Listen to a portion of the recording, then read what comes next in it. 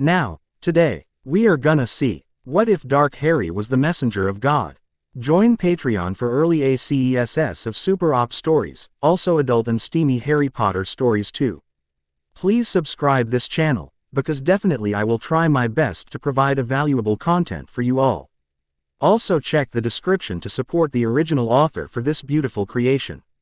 Boy, the angry shout vibrated through the tiny house as a young male shuddered in fear. He had just arrived home for the first couple weeks of summer holiday when things had seemed a bit off, almost downright scary. A few days earlier his uncle had picked him up outside the King Cross train station, not bothering to wait inside or telling him of the pickup changes. The large man's face had been a deep purple of rage when he had to venture into the station to find his wayward nephew. But it was his eyes, holding a strange satisfying glimmer. Rather than the anger, that or shudders of uneasiness through the boy's frame. Beneath the older male's breath were mutterings, occasionally weird glances to the side as well, that the younger male could not decipher. And for some instinctive reason, the young man really didn't want to find out. Upon his arrival to Privet Drive No. 4 he had been locked away in the second bedroom, with only his familiar, a snowy white owl named Hedwig. All his school items had been snatched away by his uncle, who then padlocked the school trunk and shoved it beneath the stairs. But he had been able to save a few essentials, hidden by the O's hand-me-down clothing during the lonely wait at the train station and were now hidden beneath the loose floorboard, under his sad of an excuse for a bed. Sitting upon the tattered blankets and old tin mattress he began trying to remember a world far different from this one where he truly wished to be. A world where he was known as the boy who lived, or just famous Harry Potter. But now his shattered mind could only flash through his young life, eventually landing on the recent Tri-Wizard tournament, where he had been the cause of the death of Cedric Diggory and the rebirth of an evil man, who called himself Dark Lord Voldemort, and despite those past remembrances, his Uncle Vernon's screaming voice fully scared him, as well as the shrill tones of Aunt Petunia and piggish laughter of Dudley. All successfully returning him to the harsh reality of his unwanted life with the Dursleys. Since the arrival the Dursleys had locked and barred him in the small room for almost 2 weeks, no food, water, or breaks. He had been left with thin blankets, a single bare mattress, a small tin bucket, and the clothes on his back. But beneath the floorboard he had shoved some food and water, saved beneath preservation spells cast at school, for him and Hedwig. Boy, the thundering footsteps echoed as his uncle finally came to a stop. In front of his door, trembling fearfully, 14-year-old Harry Potter glanced out the open but barred window. From her locked cage, Hedwig hooted unhappily in concern for her master. But he could only force himself to stand, waiting for the doom he had known for days that would soon appear, though not why. Several locks on the door began to fall open, allowing the door to fly open in haste. From the open doorway stood a very unhappy yet smug Vernon Dursley. "This is the last time we'll deal with you, freak." Quote, stuttering in a barely audible voice, I don't understand." Harry suddenly felt trapped when his uncle stalked forward. Every step he went back one. Vernon reached out with a large meaty fist, grabbing the vulnerable boy by his throat and dragged him away. "Your little freak of an owl almost ruined an important deal." Poor Petchen. Evia almost went into shock when that ruddy blasted creature ruined dinner. "I warned you about this freaky stuff in my house." Emerald green eyes widen in pure fear as his already thin body painfully slammed against the steps. His uncle refused to remove his tight grip. That grip tightened with each pathetic whimper, causing the world to darken within his vision as he struggled to remember that Master Albus Dumbledore had probably sent a letter to explain the recent tragedy he suffered. But even then he could barely make out his own trunk, carelessly tossed aside, as his uncle viciously ripped open the door to his old bedroom. The cupboard under the stairs. Seconds later his sore body flew inside, slamming into the wall and threatening to slip into a world of darkness. Please, let this be it. For 1 second he truly believed he was safe and would only fall back into routine before he started at Hogwarts School of Witchcraft and Wizardry. But clouded pain-filled eyes caught his oversized cousin laughing, his Aunt Petunia holding the boy back in a loving but tight grip while his uncle forced his large frame through the small door. An evil grin crossed the flushed piggish features. Harry could only pray he would survive, unable to defend himself or move, as the door fell shut. Pained screams filled the air as a young woman shot up in her bed, sweaty and sore. Gasping for fresh air, she struggled and almost losing battle with thick blankets about her bare legs. Stumbling to shaky feet, holding her stomach as muscles screamed in protest, she hastily ran from a lonely dark room. Running down the twisted maze of halls, she screamed in shrill sounds for the one person who could help her, Mentor Isaac. Mentor Isaac, please. Pain, fear, anguish filled those sobs as heavy tears flowed freely down the saddened furry face. She paid no attention to the loss of control over her body and mind as she tried in vain to flush out the horrifying vision, childishly believing in nightmares. Within hearing distance, various figures stumbled from doors, still dressed in nightwear. Blurry eyes speared the fetal-positioned girl, whose sobs still call out for her mentor. Said me. Ntor suddenly floated through the marble floor. The middle-aged creature, barely visible within the dark shadows and low lighting, gazed at the teary-eyed child. Child, what has you in such pain? Still sobbing, unable to stop, she relived the horrific dream continuously in her mind's eye. He's in pain. So close to death. All barely catch those last breathed words as Mentor Isaac quickly veered his questions to reveal her dream. Who? What did you see? Red-rimmed eyes glowed with a feral glint, as she looked the ghostly male in a direct gaze. His calm demeanor helped her to grasp the shaky pictures into a whole painting. Shaky, sorrowful, low tones. I see a small boy but older than he looks. He was at first locked in a tiny room, his window barred but left open at all times. A fear so real it could be tasted, felt. A large man comes for him, dragging him by the throat, almost choking him. He fears him, vulnerable with no help. A voice threatening with rage in tune with his cries of pain. Taken from the room, down the stairs, and pushed into a small cupboard-like closet. Cruel laughter and the man follow the boy inside. In the dark, waves of pain and fear, sounds of breaking and ripping. Even when the screams die, it never stops. It never stops. He listened to the description. Her dream sounded too real to be fake. This vision came close to a possible link his council had wished to track. Gather the council. He won't let this go by untracked.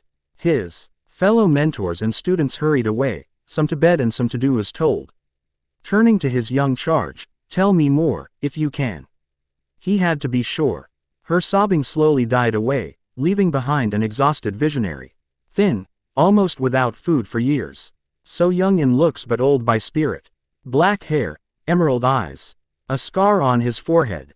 A lightning bolt. Marks, pain, and near death with cold.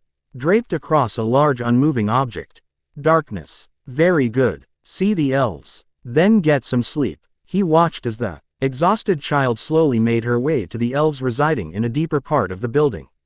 Sighing, he turned away to make his way from the endless mazes of corridors and halls to the largest room residing inside. Against the far wall resided 11 various leaders of creatures. Each ruled over a specified group of non-humans. Now they sat primly behind one large wooden desk-like table, barely looking awake. One presided over the others as spokesperson. Mentor Isaac, we are led to believe you sounded a call for the council at this hour. The ghostly male drifted closer, eyes downcast in reverence.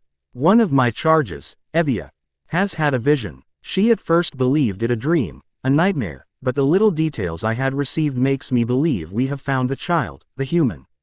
The decryption also leads me to believe the actions have already passed. We are his only chance at possible survival from the pain he has already suffered. Low murmurs erupted from the council.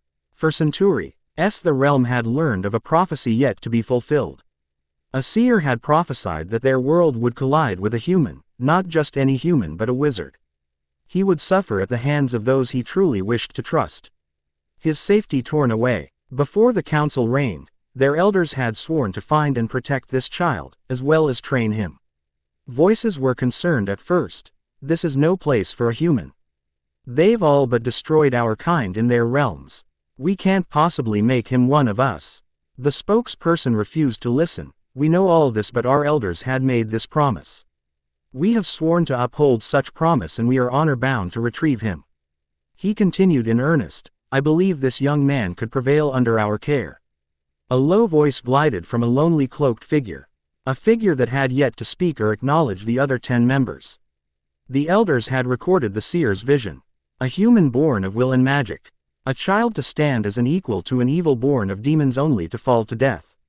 A wizard of pure and want, abandoned during times of need, will stand at her side. Silence reigned the room as the words flowed like honey. "I know this human.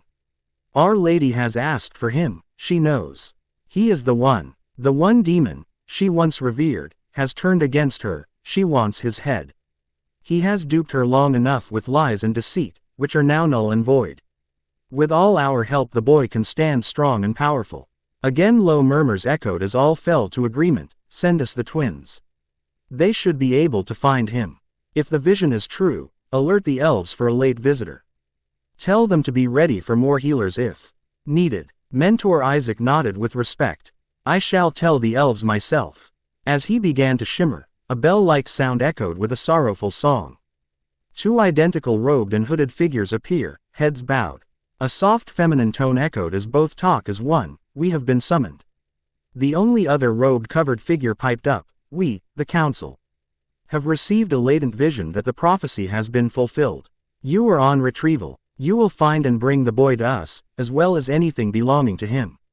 2 nods were timed as one motion. Glowing emerald eyes peered at the council as a connection delved into their minds for all details of the child. Together they reached out to the world around them in hopes of finding him. A thin but strong tug yanked the 2 women from their world, causing them to shimmer into nothing, and reappeared on a street called Privet Drive. In one house a lone owl stood in sleepy concern. Hedwig refused to allow the darkness to overcome her until her master returned. Then in her mind she felt a gentle prodding. Someone was searching for her master to help. In excitement and hope she reached out for them, dragging the connection closer. The twins looked about as the tugging became harder and hopeful. Minds melding together they allowed the connection to drag them close. Shimmering smoke drifted through the open but barred window. Warm concerned eyes watched as the twins turned whole. One turned to her sister, a husky lilt to her voice. "Is this the place?" Her twin had a childlike sweetness dripping from her tone. The only way to tell them apart, "We saw the details." She, gloved hands pointed to the snowy owl, "Led us here." Looking about the tiny bare room, both wondered where the boy was. "Ask her where he is." The husky lilt caused the owl to shiver as the other twin faced her. Another gentle prod in her mind caused Hedwig to softly hoot. A smile could be heard in the woman's voice. "She last saw him being dragged out. You search here for anything as his, she will identify it as his by the soft hooting. I'll search elsewhere." "No, my sister. You understand her. I will search." The nod allowed the husky lilting twin to sweep out the door. In concentration the lone twin stretches her inherent gift of living spirit magic to find a barely live thread. She follow. Ed that sensation down the stairs to a small cupboard beneath said stairs. A sweep of her gloved hand had yanked the door open silently. She almost retched at the smell of strong tangy blood. Forcing past the strong smell, emerald glowing eyes allowed her to see a half-naked, brutally beaten, and bloody body of a young male.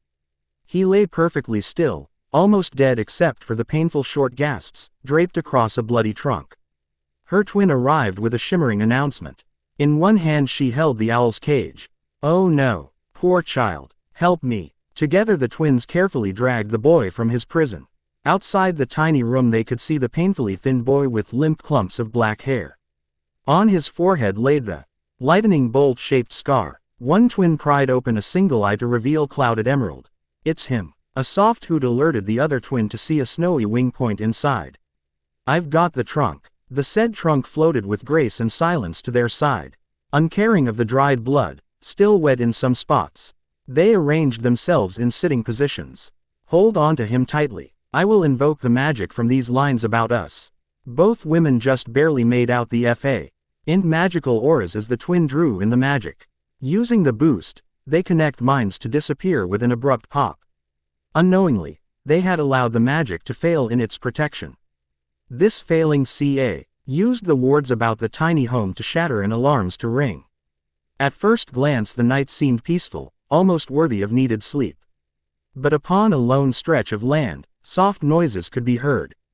from the large wooden area covered in shadows. About a foot from that forest laid a small cottage, where gray smoke lazily danced. Further from the forest laid a magnificent castle, gloomy with the night. Inside, soft breezes of the many residing ghosts tumbled about with an eternity of insomnia. The alive occupants laid in slumber when a shrill screaming blared throughout the silence. In one office, a bearded wizard stumbled from his bed. Hastily throwing on the nearest robes, he hurried from the bed to his desk. A beautiful golden phoenix sorrowfully cried as tired blue eyes peered into a carefully hidden mirror. Inside the mirror he watched as colorful wards collapse about a small house. He recognized the signs of someone forcibly disappearing through the wards with something precious. While he watched the mirror, several occupants swiftly flew down the corridors of the great castle towards the gargoyle. Knowing their urgency to enter, the gargoyle guardian to the office simply moved, allowing the spiral staircase to swiftly rise. The occupants raced up them and through the wooden door. Albus, tired blue eyes peered over metal rims of gently placed glasses at the sight of 4 disheveled professors flying inside. Wands ready, Albus Dumbledore had been resting his body behind the only desk in sight, thinking when they arrived. One pale gnarly hand traced patterns in the floor-length white beard as a grim smile greeted them. The alarm sounded from one of our students' house. The wards we had placed have fallen. Gasps fell freely as he stood quietly. Come, we must hurry. I'm sure the Aurors have already appeared. With one hand Albus swished his wand, transfiguring the figures of Professor Snape, Sprout, McGonagall, and Madame Pomfrey into decent robes. They followed the headmaster from his office to the outside as Pomfrey hurried to her hospital wing. Waiting at the cottage stood a large man, one huge hand holding a lantern. Professors. Albus was quick to pacify the man. It's all right, Hagrid. The other man merely nodded as he watched the 4 figures vanish in the dark. Albus, where are we going? Which student? The older wizard had wished his fellow professors wouldn't have asked. With sorrow in his voice, it's Harry Potter. Then before anyone could say a word, he vanished with a pop. The others followed quickly. Within moments the 4 professors from Hogwarts found themselves on Privet Drive. They could see the robed figures of the ministry surrounding the small house belonging to Harry Potter. Minerva McGonagall was the first to speak. Oh no, Harry. Albus turned to her. Yes, the wards had fallen sometime tonight. He then led his small group to the scourging Aurors. Moody, Alistair, Mad Eye. Moody turned at the sound of his name. Albus. What happened? The alarms went off when the wards fell. We hurried here just after the first sounding. Upon our arrival we found the Dursleys still asleep in their beds. One of our own, Tonks, slipped on something in the front hall. When we had lights we found a small bloody trail coming from a cupboard beneath the stairs to the hall. The door was still open. We found bigger blood spills inside the cupboard, but Harry Potter is missing, as well as his things. All the professors paled at the description. Even Severus Snape could not find a single sarcastic remark at that moment for his most hated student. But Albus Dumbledore had to know more. Who took him? Before the Auror could speak, another male appeared, Cornelius Fudge, Minister of Magic. Ask your so-called spy. He's the one holding out on us. Onyx's eyes flared in pure fury as the dark-haired male tensed at the accusing remark. But as always the headmaster came to his defense. Severus has done nothing. He old have said something to us regarding young Harry. A strange female suddenly popped up, her hair disarrayed in spikes of bright purple. We questioned his relatives but they haven't said anything useful. Actually they won't speak at all. A pale hand swiftly held out a small vial, all eyes widen. Severus Snape, potions master at Hogwarts, smirked at their actions. He always charmed his Clothin to be able to hold various vials of potions, despite wearing a transfigured robe. The robes were always carrying useful items and cushioned to not break. Serum, my personal stock. 3 drops should do. Excited, Tonks hurried away, stumbling actually. In moments she appeared with several Aurors dragging a large man, though Severus believed the man to be a whale at first. This is his uncle, Vernon Dursley. With apparent glee, Severus forced the whale-like man to swallow 3 drops of the truth serum. Then he allowed the Aurors to question the man. What happened here tonight? Vernon dully answered. We dealt with the freak as usual, locked it away, while simply going to dinner and bed. Where's Harry Potter? I don't know and don't care. Good riddance to it. Stunned. The group could only stare before Albus asked the one question all didn't really want to know the answer. Where did the blood come from? Despite his being forced to answer, Vernon didn't really want to explain, and his struggle only made the dark-haired potion master to smirk wider. The boy needed a lesson in disobeying the rules. I had to beat it into him. We left him locked away in the cupboard. Allowing Severus to grudgingly administer the antidote, Albus turned to the others. We need to find Harry. Fudge refused to allow the search to continue tonight or tax his ministry for one child. Even if the wizarding world demanded it. But he could at least give some satisfaction as he discreetly motioned his oars to drag the protesting uncle away. To his reasoning, should anyone ask, he wasn't right to let such atrocities go unpunished, but privately he believed that he could gain more brownie points if he imprisoned the brutal muggle in the deepest recess of Azkaban, a spot where Dementors were free to feed upon the most evil of beings, even giving the kiss should they wish without repercussions of the ministry. Yes, that should do splendidly, even if that brat can't be found anytime soon. The child probably walked off. He'll show up. Minerva refused to let this man tell her about her student. With what we were just told, I doubt Mr. Potter walked off. Tonks agreed. The amount of blood in the cupboard and hall, I'd say Harry was taken by someone. There's no way he could walk away, not with that amount. It could be safe to say that whoever has him will either heal him since he could be close to death or allow him to die slowly from blood loss. Albus nodded his own agreement. We'll continue searching for him. We can only hope he's safe. Severus. The dark professor simply nodded, knowing the risk he would be taking once again for the foolish child. Glowering in anger, he stormed away, followed closely by the others, leaving behind the ministry desperately cleaning up and an outraged minister. Soft lighting cascaded in harmony as two twin-robed figures popped into view. One held a limp cold young male, the other a trunk and caged owl. The council members stared in pity and sorrow at the state of the young man. Is he? A husky tone answered in haste, not yet. He can barely breathe. Three lithe-figured elves swiftly shoved aside the comfortable sterile blankets of one hospital bed. Put him here. The three golden-eyed elves approached the frail child, whose breathing labored even more. One gently placed his hand upon the cold forehead and immediately jumped back. Eyes wide in pure fear, he turned to the occupants. There's something inside him, encouraging his death. His will to live weakens with each tug from this being. The other elves moved away. We cannot help him with this being in possession.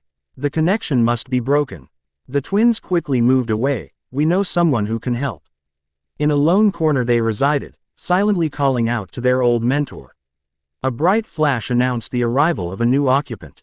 A small woman tumbled from the flash. She smiled sheepishly at her unbalanced arrival. Sorry about that. Never had the balance and grace of my mother's side. They could see the pointed ears detailing elfish heritage, but her height requested that she was of dwarf heritage as well. Bright blue eyes smile up at the taller elves. Hello there. I'm Lyra, mentors of the spiritual ones. The twins say that you need a connection broken. The elves are shocked to see one of their own relating to spirits, as well as the leader of the dwarves. It has been known that no elf or dwarf commune with the nature of spirits the twins are. A warm smile graced them, enhancing the elfish beauty. Slipping around the taller figures, Lyra quickly clambered onto the sterile bed. Mother was of elfish heritage while father had a connection to the spirit world and dwarves in his family. I inherited that connection. Elves and dwarves commune with nature in many ways, but the spiritual side of my family have been known to speak with or for all those who cannot. My latent ability is the power to break that connection at will. One elf stood by her side. He is possessed by something encouraging his death. He cannot be healed by us with this being. She nodded, placing delicate tiny hands onto the cold forehead. Eyes closed, Lyra concentrated her latent ability to connect with the boy. Her mind's eye could see the cloudy connection. Upon closer inspection she saw the scaly covering, just beneath laid a dull emerald. Gently tugging, she felt a backlash of pure hatred and anger.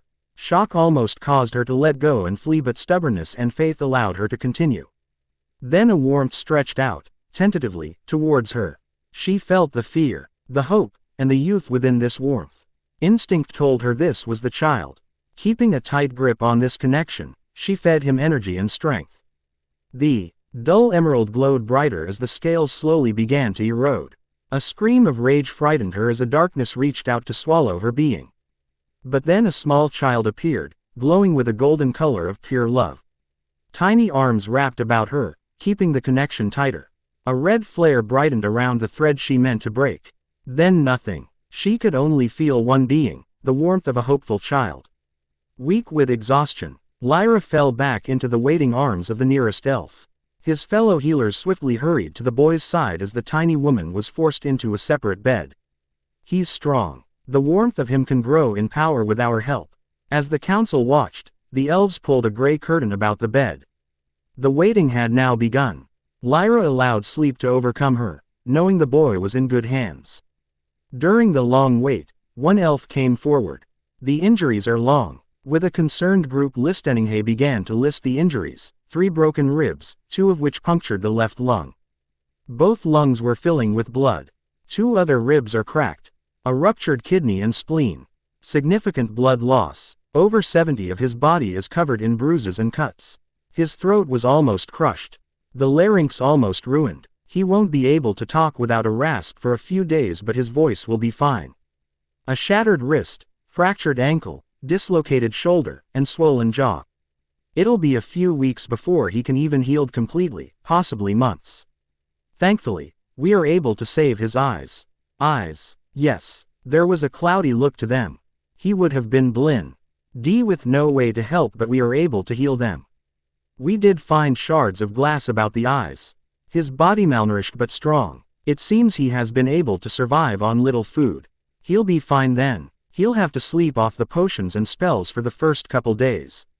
Then little physical movement and plenty of rest for the first couple weeks. Afterwards the training required can be added. Once we heal the major injuries and set the ruined bones, we've decided to give him a boost of vampire then elfish blood to help with the healing even more, speeding up the healing process. When he wakes, he'll be a little dizzy and possibly sick. Otherwise he'll survive. Have Lexi come to his side in a few days. She'll be his mentor during his stay. Stay. Won't he remain? The council members shook their heads at the elf. The spokesperson explained, he's human. We have no reason to keep him here. But beneath our care he will be trained. Then when we feel he is ready, he may leave to help his world. Headmaster Albus Dumbledore waited for any news from the past couple days. Everyone possible had been out trying to search for Harry Potter. The day after the disappearance, Albus had written his 2 best friends and godfather that he had Harry taken from his relatives to an unploatable safe house. He had lied to the 3 most important people in the young man's life. But he couldn't allow them to know that Harry had been taken from his home, injured. But he did allow them foolish hope that young Harry would arrive at Platform 9. 3/4 for the new school year. A prim knock interrupted his thinking. Come in. Professor Minerva McGonagall swept inside. Any word, Albus? The old wizard bowed his head. Tears pricked at her eyelids as she collapsed into a chair before the large desk. Where can he be, Albus? Who could have taken him? Albus could offer no comfort to the grieving professor. He knew the head of the Gryffindor house wanted to know that one of her students was safe. We don't know. The Aurors did find a strong residual of a magical aura, but nothing can trace it back to the source. Severus was already here. As far as he knew, Voldemort does not have Harry, but he can't be sure just yet. What can we do now? Sighing in heavy tones, he began to look his age. We can only hope Harry is safe and will return soon. We will do anything to keep the truth from coming out. Alistair and Tonks have already begun the process of changing memories. They will be our only contact in the Ministry. We will maintain the lie that Harry is safe and hidden at the moment in fear that Voldemort is after him. Minerva stood carefully, desperately holding the sobs inside. You do realize that Ms. Granger may realize something's wrong. She won't stop until the truth is revealed. Both her and Mr. Weasley will try to weasel out the truth. We will not tell them anything. They cannot know despite their friendship with young Harry. I hope so, Albus. We really need Mr. Potter here. He has no one to help him except those of us here at Hogwarts and Sirius Black." Without another word, the Transfiguration professor and head of house swept out the office to be alone. Blue Eyes tiredly watched the witch flee. With the absence of the boy's owl and items, they couldn't search for his magical signature. They only hoped his use of magic could help, since the other signature in his home led to nowhere. "Please, come home, Harry. We need you here." A golden phoenix sang a sorrowful song as he watched his owner silently grieve over the loss of the savior, Harry Potter. Almost a week had passed before the young human woke from his induced sleep. Bleary emerald green eyes fluttered open to see a calm gaze of hazel. Blinking furiously, Harry forced his vision to focus, barely noting that he was not wearing his glasses. Dull pain echoed through his entire being as a small groan floated from parched lips. "Hold on there, child." Gentle hands carefully held a cool glass of cold water to his lips. Greedily, he drank half the glass. "Be careful now, you'll be dizzy from the healing." Raspy, his voice scratched his throat in throbbing paths. "What happened?" The low voice gently spoke. "You were in the healer's ward. You have been here for almost 2 weeks trying to heal your injuries." The bright green gaze cleared quickly. Eyes widen at the sight of a female centaur. Unlike the darker centaurs in the Forbidden Forest, she was a light gold with a darker chestnut color for hair and tail. She chuckled at his delight at something familiar. "Who are you?" Carefully arranging her lower body, she laid down on the ground while her upper body bowed lightly. "I am Lexi, but to you I will be called Mentor Lexi." "Mentor." Hazel eyes gleamed in enjoyment. "Of course. During you stay here, you will be trained beneath our laws. A mentor is someone who will help you. Someone who you will learn from, trust, and depend on. As your mentor I am responsible for your training and housing. I would give you clothing, food, and rules. I will also talk with other mentors to help me strengthen your weaknesses or strengths. As a student you are responsible for practice and constant training." Harry was confused by her words, "training. But I can't stay here." Mentor Lexi smiled. "Calm down, child." Arms crossed, a pouting face. "My name's Harry Potter." "All right then, Harry. Our training program includes mages, guides, council members, mentors, and guards. Our realm has non-humans. You are the first human to enter our world to be trained. Each program depends on the strength and will of the person. In this training you will learn various magic other than your wizardry, languages such as Elfish, weaponry, hand-to-hand combat, shielding, body shifting, and mind-to-mind connection to future teammates." "Languages. I can't possibly do that." Laughing, Mentor Lexi couldn't help but love the naive boy. "It's quite easy. You will learn. You will have others who can help teach you inside and outside class." When can I leave?" "The council has already decided that after your training you may return. Until then we would like you to stay. We believe she's your only hope to stand up to your enemy." Black hair fell in his face as he tried to maneuver his position to a more comfortable one. Mentor Lexi quickly helped. "This council, who are they?" "The council rules various realms but one. The demonic world already has a ruler. She is someone to fear and respect. Only those of demon blood and with her permission are allowed to call her by name. Rest of us simply call her by the name of Queen. Until you leave us the council will require your obedience. We will still require your trust should you decide to not follow our rules in your world." "I can do that." "What about everyone here? In this realm, as you know, there are no true humans. Everyone has non-human blood in them or are ghosts, spirits. We are creatures feared or distrusted. We are creatures of vampires, demons, ghosts, vilas, centaurs, werewolves, and more. We all live together and train together. It is rare for our people to integrate themselves into the Muggle or wizard world. We try to discourage it because of the prejudice from others. One thing we do know is that our time is faster." "Faster?" "Yes. The council had spent the weeks deciding how fast our time could be according to yours. This way you would have a better idea when you leave us. For 1 year in the Muggle and wizardry world we pass 5 years." Sleepy emerald eyes looked back as one hand brushed over his forehead. Then the sleep quickly vanished as both hands rubbed at the one spot on his head. "My scar." The healers had someone enter your mind and break the connection to that scar. You were dying and the being inside you.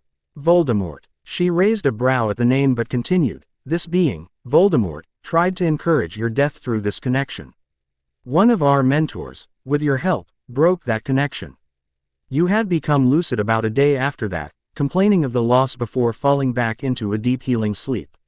Your explanation said that you needed that contact. For the visions that could save your world. Lyra, the mentor that helped you, went to one of our seers and gave them the connection. All the visions or dreams will be seen by the seer and recorded for you. Thank you. Harry took this time to explain his part.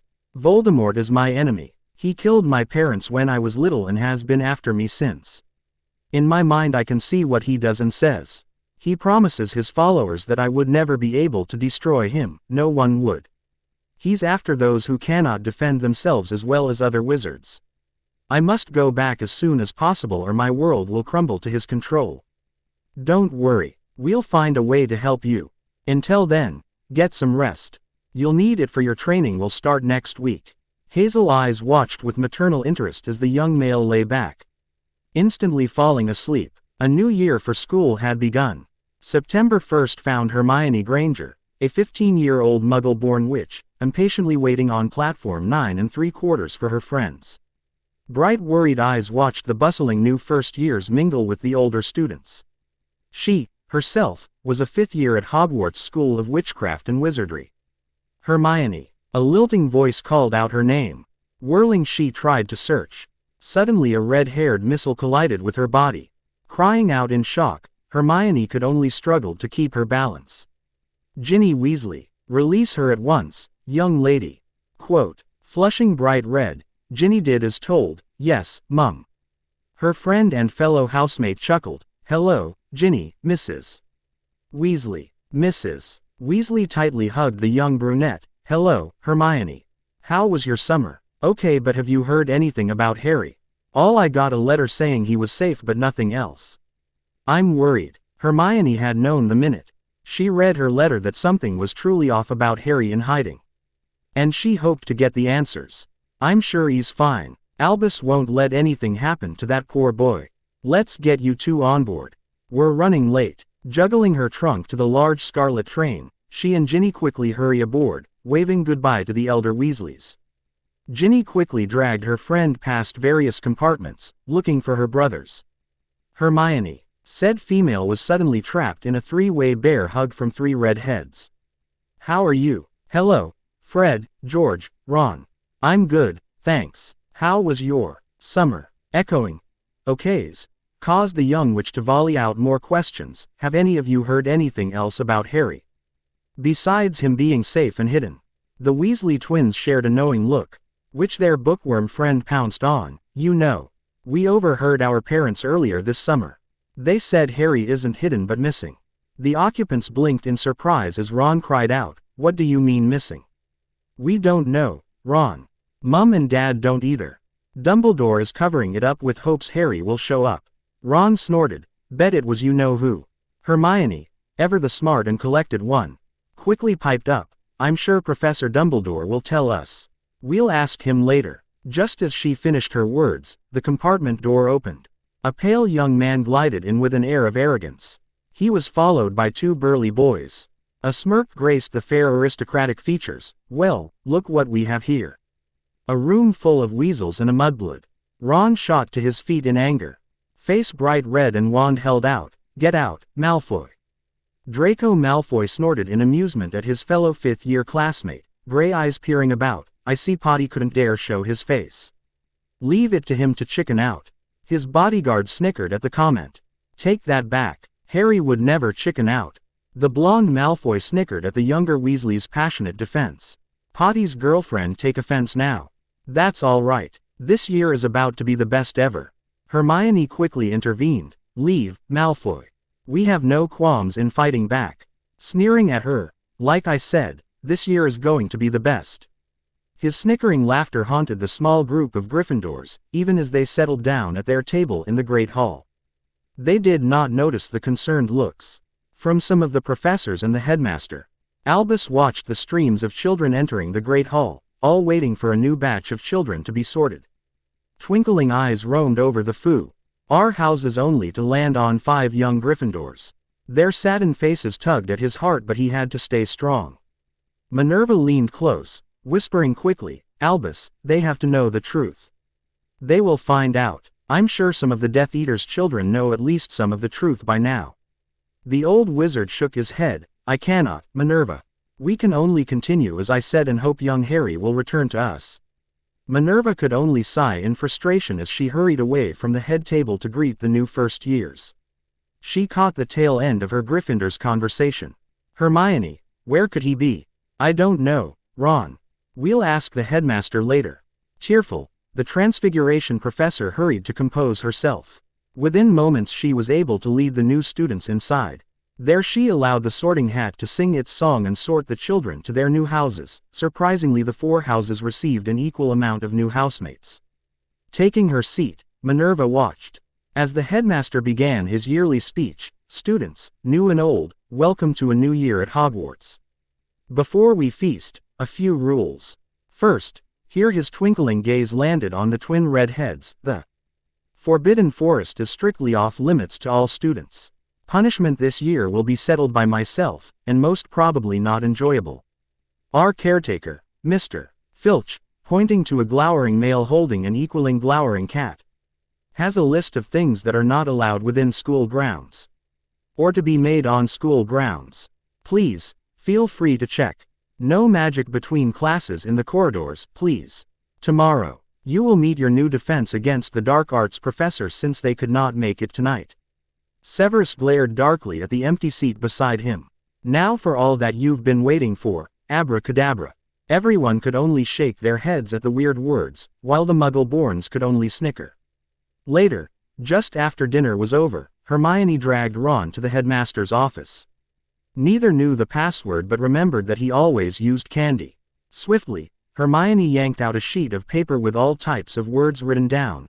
Hermione. It's a list of candy he already used as well as others he has yet to use, even Muggle candy.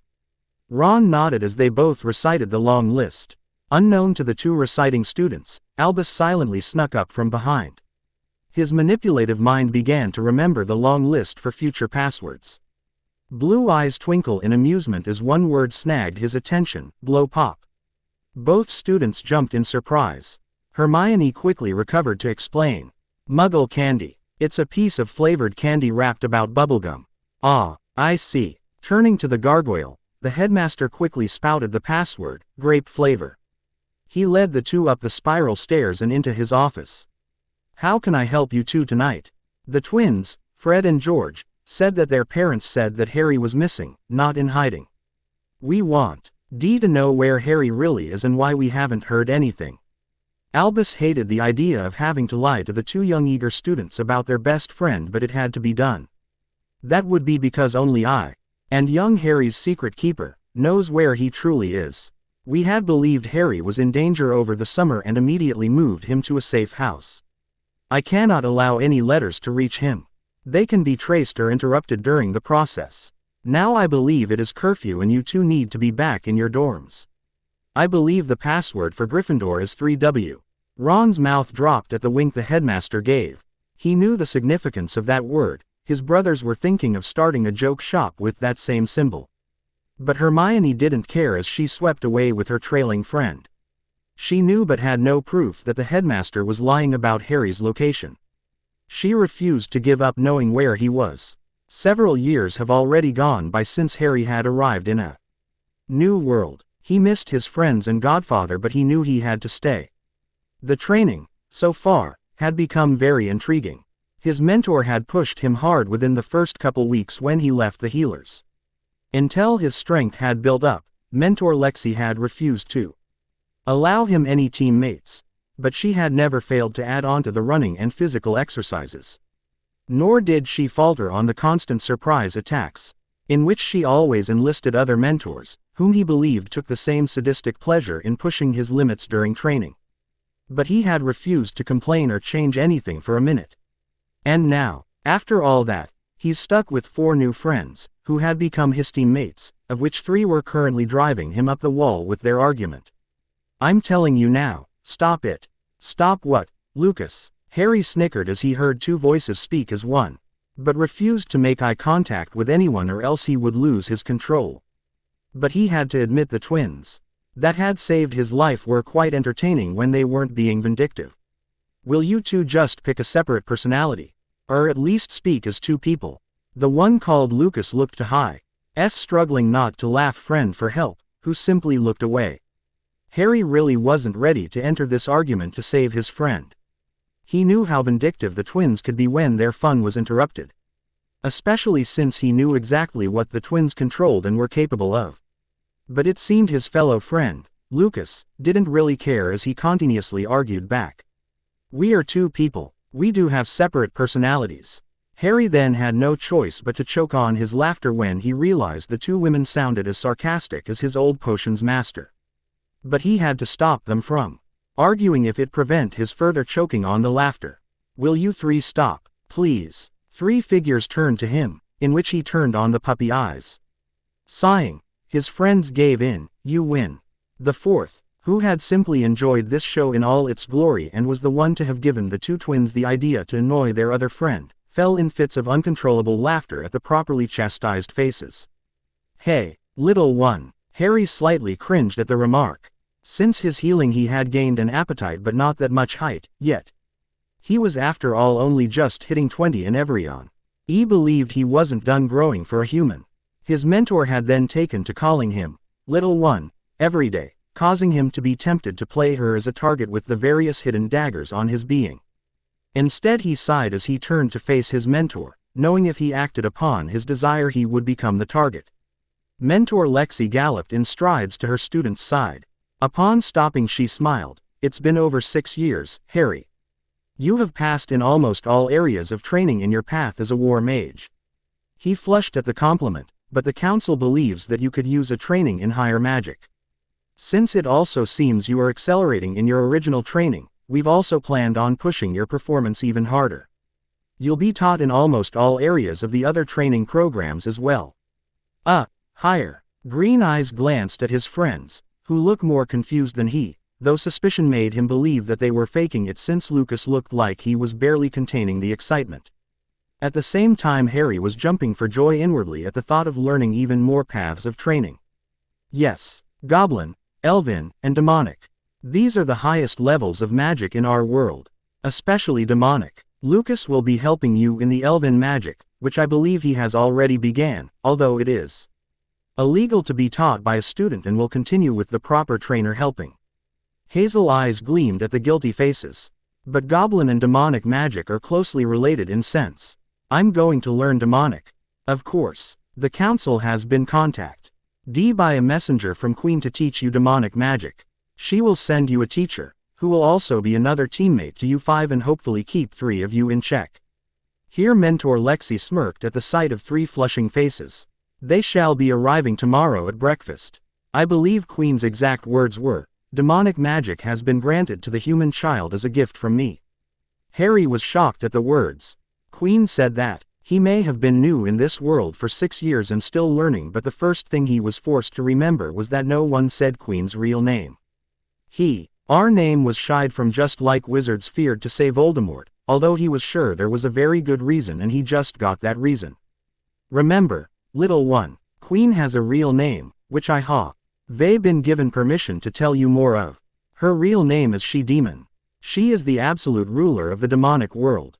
All demons of her bloodline must obey her will despite where they live, or the consequences can be quite deadly if not painful. She's the only one who would decide their life or death. She's a very, very powerful creature, but she can also be a very, very vicious enemy. From Store. Easthold, she loves tormenting her enemies in that hellish realm. But should you ever gain her alliance and respect, we have learned that she would practically allow you to get away with almost anything in her name as long as it exempts demon killing without her permission. She is also the only one to grant or flourish demonic gifts in those of half-demons, or in your case, humans. Thank you. Harry almost stuttered as his friends suddenly became severely pale, trembling. Despite this sudden fear, Harry had to ask, Mentor Lexi, what's happening to my friends? The council had agreed as on to answer any of his questions concerning his world, truthfully and promptly. They knew of humans' curiosity, how it would lead them astray and into dangerous areas if not appeased once questioned. The attacks are now growing in slightly bigger numbers. Your enemy has believed you are truly missing despite the rumors that you are hiding, but won't pull any huge attacks just yet. The seer believes this Voldemort person believes you are gone but also believes you just might reappear anytime. Seems he is quite cautious. Otherwise, with a little pushing we have seen that your friends have fallen in sorrow. Though some refused to be pushed around. My connection. Relieved, as well as inwardly snickering at the thought of his friends hounding the professors of his whereabouts, which he knew would happen if Hermione had her way. He was truly grateful he would never suffer another vision, but the Gryffindor side of him had to ask about the seer's sake. The visions only relate the various attacks he will plan to or have already execute. Our seers and guides are quite well, they share the grounding of the visions to easily control it. She then began to walk away, calling over her shoulder, "Do not forget about tomorrow. Demonic magic will be very tiring since it's the most powerful." Harry desperately couldn't wait until the next day to begin learning. But by the end of the next week, he would start to wonder why he was excited about learning more. Even his new friend and teacher refused to take pity on him during lessons. But she was slowly becoming the greatest friend he could have, especially when he had asked for a very large favor granted by She-Demon. A favor for her to always watch out for a certain professor, until he returned home. During his nights, Harry would lay awake for several hours, trying to fight off the bad feeling that something was going to go wrong, and it would include his potion master. After all, he had learned through the seers that this Professor was walking a very thin line of life and death in hopes of protecting the world from ultimate darkness. Counsel, you summoned me. 25-year-old Harry Potter had hurried from his hopeful after a week of graduation rites to finish becoming a war mage, in which he had also been recruited by She-Demon to become one of her future messengers. She had also granted him a new name, Osiris, Death's Messenger.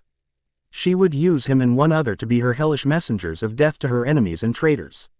He had accepted the name and future path. But now when he really wanted to sleep, the council had demanded a hasty meeting. We had received a vision of a Severus Snape from a few months ago when you were entertained by Queen. We knew you have had a friend, War Mage Isis, to become his guardian in his times of need. Despite the lateness of the vision, we thought you would like to know what had happened. Show me, but please keep it short. I'll find from her what he went through completely. Should I decide to know the full extent of his injuries, we will show you at the ending then. We will try to keep this pain short. The members of the council pitied the man before him. They had known of the fierce protectiveness their human war mage had for this man he called Severus. They hated to show him the severe trials the older man had been forced to bear, but felt it was the mage's right to know everything of his world. Harry simply stood completely still as a soft white light glimmered before him, almost as if he had been pulled into a dream. Swallowing hard, he forced himself to watch. Heavy breathing turned quite painful surrounded a lone fleeing figure. Broken and bloody, he could barely stand without wanting to collapse, but pushed his vastly waning limits for hopeful safety. A few more feet and he was sure he could be able to disappear from the hell he had suffered for a safer heaven. Behind him he could hear the hateful shrill cries. Traitor! Find him! Kill him! Flashes of hexes and curses flew around as he tried to dodge most of them, his body jarring with the few that did hit, but still kept running with a death grip on his wand. His only hope as that someone would be waiting for him on the other side. Relief passed over him as he felt himself suddenly exit the heavy wards surrounding the recent Death Eater safe house. Swiftly, he conjured what little reserves he had to wave his wand. With a loud pop he disappeared, hoping he would arrive in one piece as he suddenly reappeared in a shadowy forest. Taking 2 steps, he fell into the darkness threatening him. His sudden appearance startled 2 waiting and worried figures. Professor, is it him? Yes, Hagrid, it's Severus. I'll bring him along, you alert Poppy. Albus Dumbledore watch. Ed as the half-giant fled while casting spells to ensure the man's lonely appearance was indeed lonely. Leaning down to weak unconscious Professor, he quietly whispered, "You're safe, Severus. You'll never have to go back again. But I am sorry for this time." Madame Pomfrey rushed about a lone private room, readying herself for anything when Hagrid had rushed in with news that Severus Snape had arrived. She looked up at the sound of the hospital wing's doors opening, hurrying from the room to check. Albus. He pointed behind him to the floating body. Lay him here. Once the younger professor was in place, she swiftly cleared out the few stragglers wanting to see their colleague. But she had known that Severus would never want anyone to know any of his injuries, no matter how severe. She quickly contented herself in her knowledge of healing, pulling every resource to save the man before her. Hours later, a very tired Medi-Witch dragged herself from the private room to face a large concerned group. Tiredly she smiled. He'll live. I've given him a potion to induce a healing coma to allow him rest too. Heal faster. He'll be sore for a few days when he wakes, but he'll live. The vision swiftly cleared away, leaving a shaken and tearful young man. Thank you. His words barely passed his lips as he fought to control his hot tears that threatened to fall. We had made a promise to you about informing you of your world, no matter how little the information. And during the last 10 years you, Harry Potter, have grown from a small, abused 14-year-old boy to a very powerful 25-year-old war mage Osiris, Death's messenger. You have succeeded where we had always believed you would, though you surprised us in the acceptance to Queen's Alliance. We are sure why. Our friends and family will be very proud of you. Forcing his joyful emotions of seeing those of his past aside, even if they couldn't know him before Voldemort's downfall, Harry stepped forward to receive the last of his rites. He could see the decision in every council member's eyes. This would allow him to go home early. One of the council members, covered head to toe in robes, stood to face him. Because we know you would decide to leave early for your world, we have decided to finish your last graduation rites enforcing your role and path. For She-Demon's rites, you will be expected to be her right hand at any time. You will always be at her call when summoned. You will always become her death's messenger with her left-hand follower for every traitor to her blood and mission. Do you truly accept, Osiris, death's messenger? Right hand to She-Demon. Falling to one knee, Harry resigned himself to answer to the new name. Head bowed in respect, he spoke his acceptance of his path and newly inducted name. I, War Mage Osiris, Death's messenger, right hand to She-Demon, truly accepts this path of my life. I will always be at her call. I will always be her right-hand follower until my death by her hand. I will always be one of the Death's messenger to her traitors and missions. You may rise. You have been named and accepted. You are now Osiris, Death's messenger and right hand to Our Lady Queen, She-Demon. Renamed as a new being from Harry Potter, Osiris respectively stood before the council. I will be using Osiris quite often in place of Harry. His old mentor, Lexi, stepped forward. As his mentor for over 10 years, I am proud to announce my graduating student to the council, War Mage Osiris. The council turned to their spokesperson, War Mage Osiris, welcome to the path of a War Mage. We, the council, are confident you shall always make us proud in your abilities, wherever you may go. We, the council, have also granted your leave from our world to yours. We, the council, have also provided you an excellent team to aid your future paths. 5 hooded figures stepped forward to be recognized by the council, heads bowed and hands clasped behind their backs, awaiting their orders and rights. Osiris immediately recognized them but said nothing. He merely bowed deeply in respect and acceptance before taking one step back for his team to be seen. Spirit Mages Raja and Maya, Elemental Mage Thor, Silver Mage Lucas, and War Mage Isis, Death's messenger, left hand to Queen. Do you truly accept War Mage Osiris, Death's messenger and right hand to Queen, as your true leader? Do you truly accept his missions as your own?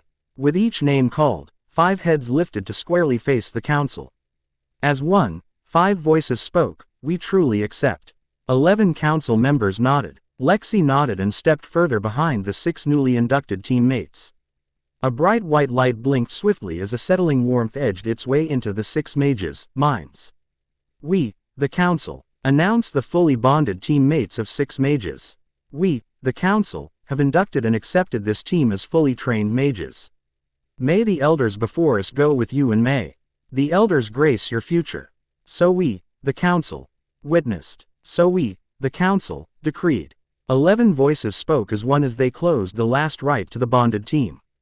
With a huge sigh, all the occupants slowly relaxed after the ending of their last rites.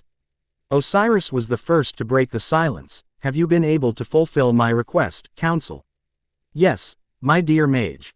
We have already sent out the request for UC-X to join the staff at Hogwarts School of Witchcraft and Wizardry. Headmaster Albus Dumbledore shall receive this missive just before the day of the attack in Hogsmeade, I believe. As we had already foreseen the attack and planned accordingly, our spiritual and elemental guides will open a path for you into the Forbidden Forest. You will arrive at least a half hour before the attack. Most of the students will be in the village when it is attacked. As you had requested, we've sent small details of a possible attack on the students there, giving no names but the appearance of possible spies. Thank you, Council. As representative to She-Demon, and before you leave just yet, War Mage Osiris, I must insist that the traitor's soul shall be in her complete grasp by the winter solstice. She-Demon has decided to allow some fun to prove your worth to the pathetic being daring to continue on his path of damnation, calling it salvation.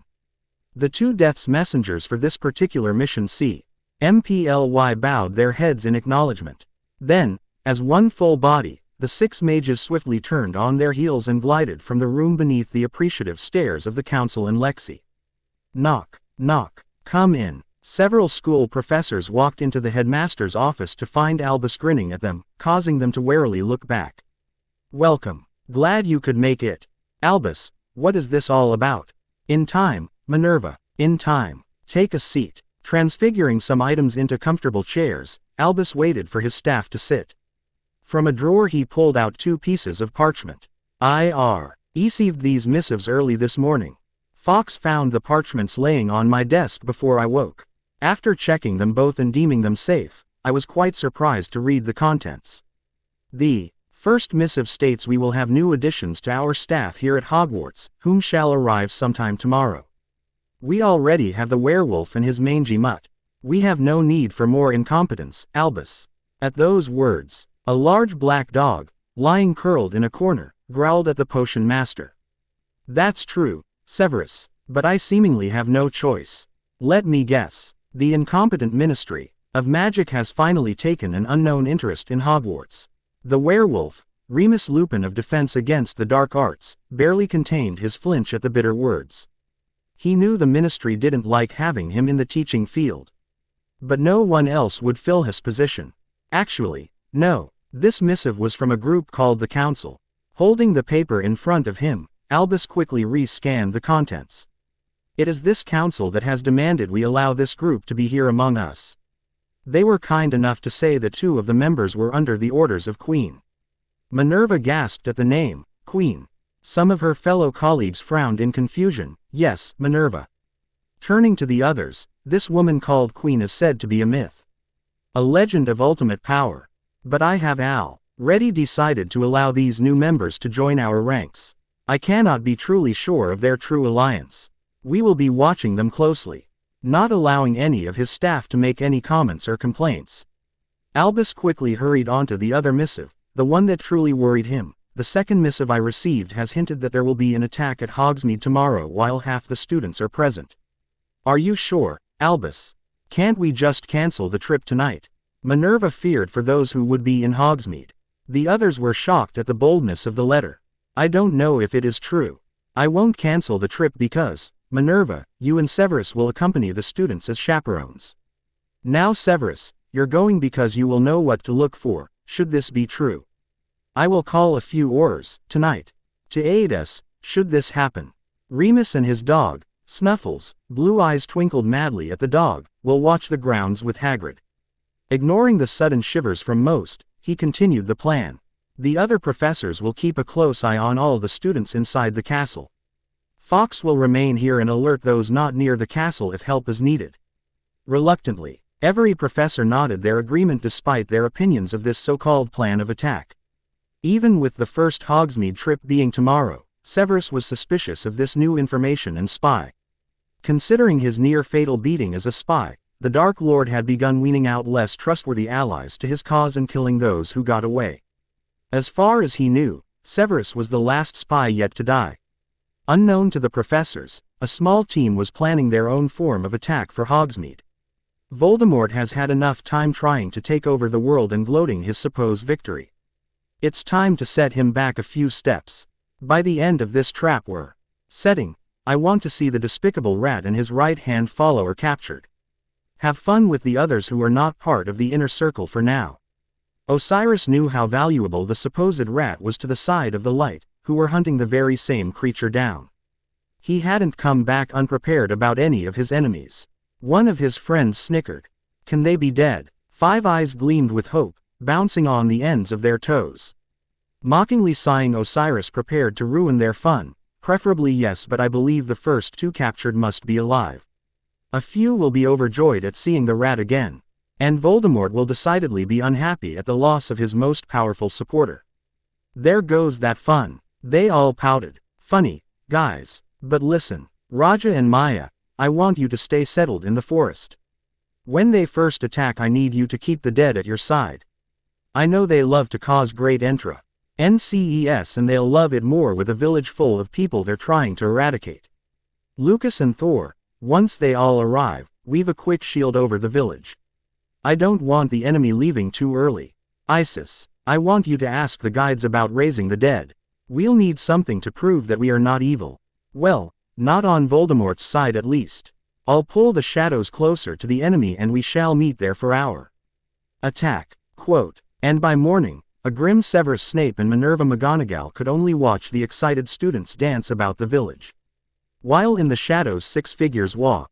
Ited when several 7th-year students dragged another by their hiding place. Come on, Hermione. I promised Fred and George we would visit their shop. Ronald Weasley. I have better things to do than search a joke shop. Hermione Granger struggled to free her boyfriend's grip on her arm as their friend snickered. The redhead in question shivered at the use of his full name. But, Hermione, we've already promised to do that study group thingy from last year. And you promised to visit the shop this year. Yeah, Hermione. Even as head girl, I'm sure you need to relax. Sometime. Hermione sighed in defeat. Fine. You win. She knew they meant well. For the past 2 years, she had been gaining plenty of detentions, and lost points, with their most hated professor of Filch.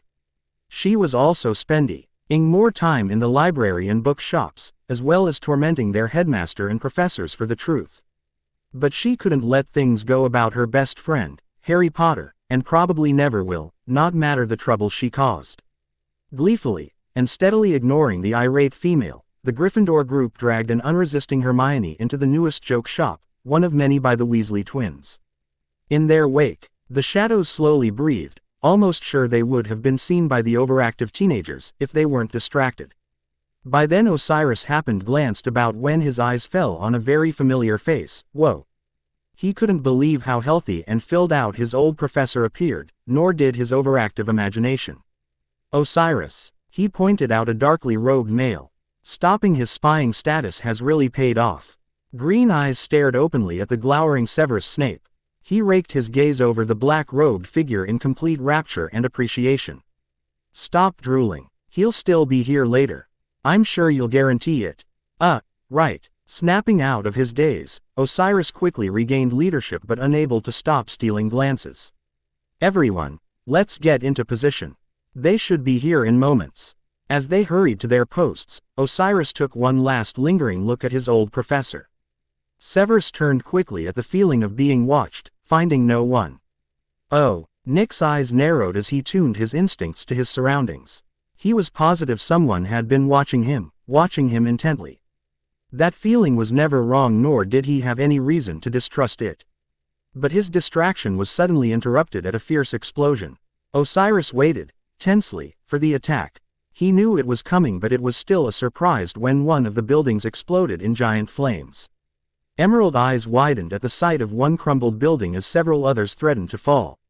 His mind quickly remembered seeing his old friends and housemates entering that very same crumbled building just moments ago. Anger simmered as loud cracks rang through the air. People began screaming and running at the sight of masked Death Eaters. Wands held out, hexes and curses flew with precision at the running victims. Within the safety of his followers, the feared Dark Lord Voldemort waited for his victory. But several more loud cracks sounded throughout the village as Aurors began to fight back.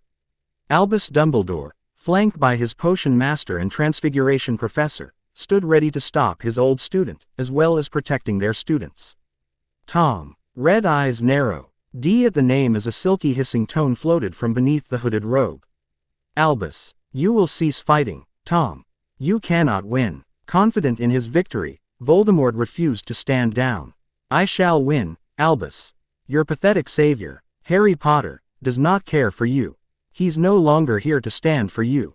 Hasn't for over 2 years. In the shadows, 6 figures began placing themselves around the enemy. The guides have granted us permission. We have built the barrier. Find the rat and right hand. Take them out, then push them back. A voice called out from nowhere, distracting the small battle and one Dark Lord. Tom Marvolo Riddle, who dares to call that name? Black shadowy tendrils swarmed around every Death Eater, alerting the hidden group of each follower's identity. We have found D the rat and right hand just behind the snake. Thor wants them. Without speaking, Osiris gave a mental nod to the speaker as he concentrated on the shadows. 2 sudden streaks of light streaked from the sky, slamming into 2 bodies. The tendrils swiftly grabbed them, yanking them into the fold of darkness. Then weaved together into a large wall before falling. Surrounding the Dark Lord and his followers stood 6 figures, covered from head to toe. Everyone could only stare in shock, slightly wondering how they had gotten that close, as one of them spoke. We dare to speak your name. Wand raised, Voldemort ready to curse. Who are you? Albus watched the 6, wondering the same.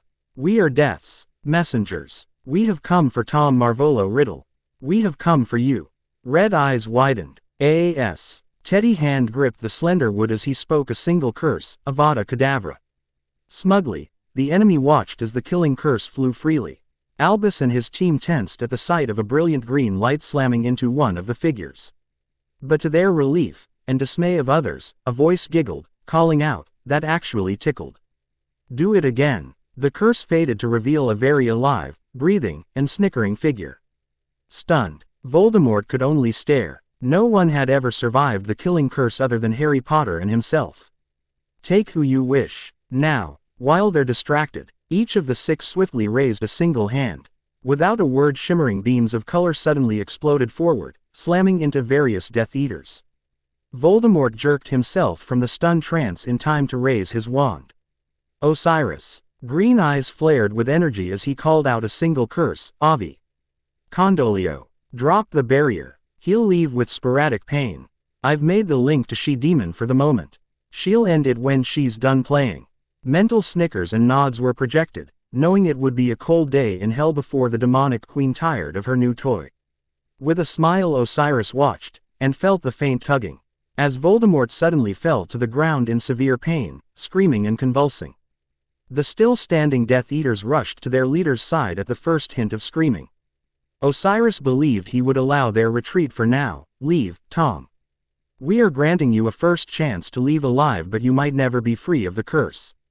Voldemort jerked harder against the pain spasms as the spell slightly died down. He knew the Cruciatus curse was painful but had never felt this kind of white-hot torment. Grasping onto one follower, he disappeared, followed by those still standing.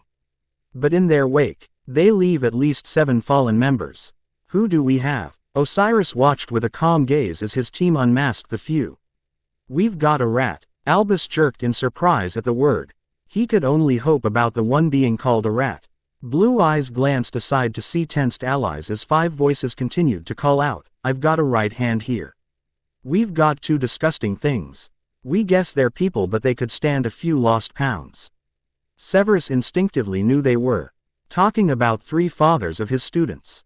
Snickering, the last of the 5 had yanked 3 masks aside. I don't know who, but one looks like she's not too happy. The other 2 are downright mad, also. But this lady sure takes the cake with those eyes, lucky she can't kill with sight only. Several of the Aurors, and Severus, realized one of Voldemort's true followers, the Lestranges, had been captured again. I'll hand them over. Turning to the fallen buildings, we still have a job to finish. With a flick of his hand, Osiris threw the magically bound Death Eaters at the feet of the Aurors before standing with his team. The distrusting group watched the new enemies of T. He Dark Lord stand side by side before the wreckage. Swirling, black, shadowy tendrils sprouted freely in intricate dances. The black vines, strengthened with magic, flew forward, wrapping themselves around ruined buildings. Bit by bit, fallen debris floated into place. Before the eyes of the viewers, the small village began to rebuild itself. Stepping aside, Osiris concentrated on drawing the shadows back into their places. As he left the women to finish, beneath their friends' watchful eyes, the three women connected hands and began directing a growing beam of light into the newly fixed buildings. With each strange word they muttered, the light began to grow. What are they doing? Osiris slowly backed his way to Albus and team, green eyes trying to keep from staring at the glaring potion master. I would advise you all to shield your eyes now. He covered his own first. Reluctantly, Albus followed the soft order, causing others to do the same. Just in time, eyes were shielded from a blinding flash. Though the ears suffered a thunderous clap. Wincing, the headmaster drew up his height. What have you done? Minerva gasped loudly. Albus. All eyes were pinned on the streaming act. Ivy of the fallen victims flowing from the renewed buildings. When the explosion had sounded, both Severus and Minerva felt guilty at not being able to save most of the students. But now, they watch. Ed in joy and relief as their fallen charges sprang forward with shocked faces, living again. Osiris turned his attention to the shocked team and bowed. We shall meet again, Headmaster Dumbledore. He knew they wouldn't trust them, nor would they want this new group to suddenly disappear. How right he was when wands were raised in their direction. But before a single command or spell could be said, Osiris flourished a blinding wall of pure blackness to spring forward. Now blinded, the aurors and professors could hear but not pinpoint the flurry of feet as the small group fled the village. Albus swished his wand with an aura of power, finite. But the blinding spell remained, nor would Lumos work either. Once in safety, Osiris spoke a single word to end their suffering, Decino. Osiris. The young war mage stared at the gloomy castle. Here it's only been 2 years, but my mind and body says it has been over 10 years. I've missed Hogwarts. It was my home for 4 years. 2 hands gently caressed his shoulders. You have another home as well, Osiris. But we are glad to have this chance to revisit with you. Osiris turned to his friends, thankful for their support but wishing it could have been 2 other people. For now he hid his thoughts, concentrating on the present. Raja, send this with your familiar. He held out a rolled parchment to one of the twins. Osiris, wait. They all started at the weak sound of their friend, for once forgetting they had used most of her energy to raise the dead. Isis, crowded with her friends, she was fighting her basic instincts. We need make the meeting small. He has a dominant working for him. You can use the connection to show, though. A nod. Very well. I will ask for someone else and a ministry member, both who are fully human. Osiris ignored his friend's snickers at the remark about someone else. They all knew who that other person would be. Darkly glaring at the quietly laughing mages, he shoved a new parchment into a waiting hand. Just deliver it. And Raja delivered. She had sent a creature that would attract the headmaster's attention. A lovely silver-blue tinged phoenix glided through the castle walls without a care. Inside the castle, students were settling down for a hot meal when a sorrowful song rang out. Eyes peered about just as a phoenix suddenly flew through the solid stone walls of the great hall. Stunned, they watched as the bird fluttered to a stop before the headmaster. Albus gently tugged the rolled parchment from its leg. A soft humming echoed through the room as he tried to pet the bird. Blue eyes widened in shock as his hand went right through the beautiful creature. The warm golden eyes twinkled back as the phoenix gracefully jumped into full flight.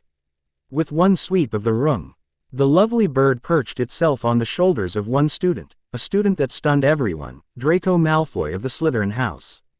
With poise and grace, the bird preened its feathers as the other Slytherins tried to pet it. Just like the headmaster, their hands went right through the body. But when a stunned Draco reached out with trembling hands, he was able to touch the soft feathers. Albus G.L. answered quickly through his letter before speaking. Mr. Malfoy, the aristocratic blonde fought to neutralize his demeanor. You have been chosen to be Elianya's caretaker until her owner decides to claim her.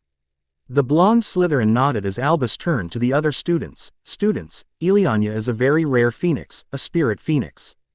These types of creatures are very loyal to their chosen, but see. and be very difficult in obtaining their trust. They can remain intangible at will. They are also very aggressive and powerful creatures when threatened. They also cannot abide pure evil or hatred from anyone, only choosing a pure soul to touch them as their owner. For these reasons, Mr. Malfoy, you may have her with you at all times. Draco grinned at the shocked students even as the headmaster continued. I will not tolerate anyone bothering Mr. Malfoy. The punishments for those who try are immediate 50 points taken in a month's detention of Professor Snape's choosing, not matter your house. Everyone could see the look the headmaster had given the few mutinous Slytherins, even the dark glare from their own head of house, before Albus continued, but on a lighter note, enjoy the rest of your dinner. Albus, what was that all about? The other professors quickly pounced on the headmaster while the students grudgingly finished their meals. Simple, Minerva, our new guests have arrived, and requested a meeting with one human ministry member and Severus Snape. Blue's eyes twinkled madly as he waited for a reaction, although he was curious about choosing a human ministry member. Severus, said Professor almost choked on his drink at the squawk from Minerva. Albus chuckled at the woman's reaction, as well as those who had managed to spit out their drinks, though Flitwick had fallen from his chair. Students began to look at each of them strangely. That's what the note requested. Now, since most of the students are already leaving, Severus will follow me. The joyful older wizard practically skipped out the great hall, followed by a scowling, robe-flaring potion master. And who is this ministry member we are entertaining? Chuckling, I knew you would lighten up, my boy. The scowl became darker and deadlier. I believe Arthur Weasley should suffice. Severus groaned in disgust. I've dealt with enough incompetence from this family. Allowing the man to rant his feelings. Albus tossed a bit of flow powder into his fireplace. Arthur Weasley. Moments later a head appeared in the flames. Albus. Hello, Arthur. I do hope I haven't interrupted anything. But I need you here in my office, please. Sure. Molly's busy with the twins. Arthur's head pulled away from the flames seconds before his entire body tumbled through. What can I help you with? Oh, hello, Severus. Severus grunted. Albus grinned at the lack of comment. I've been summoned to my own office for a meeting. I was told to invite Severus Snape and a human member of the ministry. Naturally I asked for you, Arthur. Arthur opened his mouth to speak about the human part when Fawkes gave a shrill cry before bursting into flames. That's strange. Fawkes is days from a burning day. Raja told M to wait outside and to keep the others from interrupting us. All three turned quickly to see 6 figures glide from various shadows about his office. Albus was the first to recover. Who are you? We're Death's messenger. 2 figures took a step forward, one draped in purple and the other in black, bowing. The one in black slipped a hand out to point to the others. These are the twins. 2 identical emerald-hooded figures bowed, pushing back their long capes. They could see the identical women smile. We are spirit mages Raja and Maya. One twin took 1 step forward, her husky lilt ringing clear. I am Maya. The other twin stepped to her sister's side, a childlike sweetness to her voice. I am Raja. Taking his own cue, a figure in midnight blue colors revealed his face. I am Elemental Mage Thor. A fourth draped in dark gray bowed deeply, pulling off his hood as he straightened. I am Silver Mage Lucas. The black-hooded leader turned to his companion as they both revealed themselves. We are War Mages Osiris and Isis. 3 pairs of eyes widened when Osiris revealed his features. The long black hair and brilliant emerald eyes almost made them believe that Harry Potter had arrived. But Severus was the first to toss the idea. Harry Potter would have been about 17, should he return. This man was at least in his late 20s and broader in looks than the skinny teenager he had taught. Nor did he find the famous scar on the man's face. Why are you here?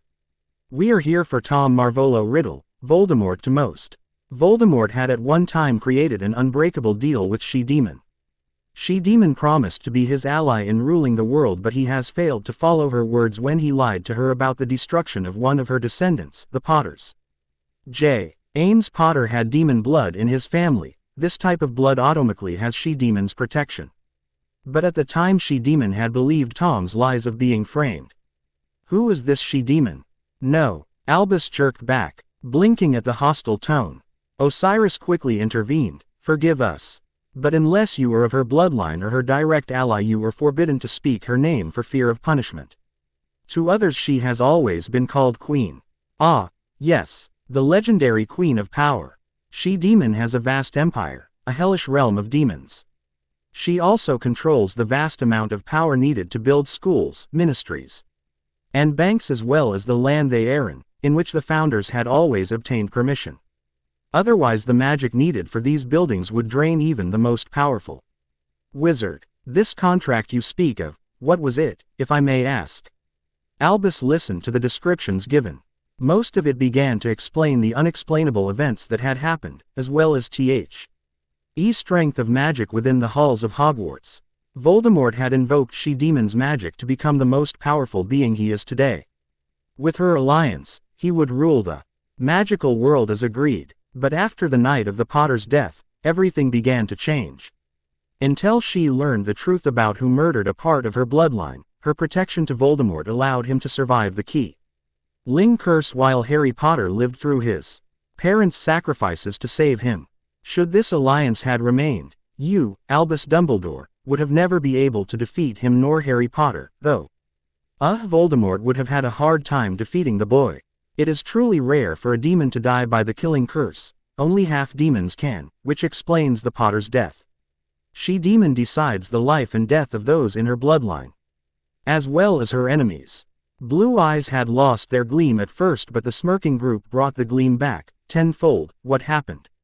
She-demon had seen the resurrection of Voldemort through his own familiar, but something about the blood-taken Harry Potter had intrigued her, as well as the brilliance of the boy's green eyes. She-demon had a few friends research the entire Potter heritage. Within days she learned that she had been lied to. She-demon loves to torment her enemies by sending someone who would do whatever it took to destroy them first. Then the enemy's soul is captured in a blessed object of her magic and sent to her for eternal torment. Although the body still has some life and the captors can do as they will to the body until they are satisfied. Whatever the body feels, the soul suffers. The twins answered the confusion at this statement. Queen's blessed magic splits the spirit from its shell but leaves enough residue to allow life. She controls the spirit until her allies have exhausted their need for revenge. Then the spirit will be brought to full animation for her enjoyment. Isis shuddered. Let me tell you that it is not very pretty either. Very well. Lemon drop. Snickers graced his change of questions, but Six Hands reached out for the candy. What now, my friends? We all require a position with you. Our staff but shall leave that decision to you. First, you must know a little about us, especially Isis. I'll allow the twins first. Raja was the first to speak. I have the ability to control and communicate with wildlife. As a spirit mage I do not have to worry about what creature, or spirit creature, I call forth, whether they're a myth or reality. Maya was next. I have the ability to control plant life.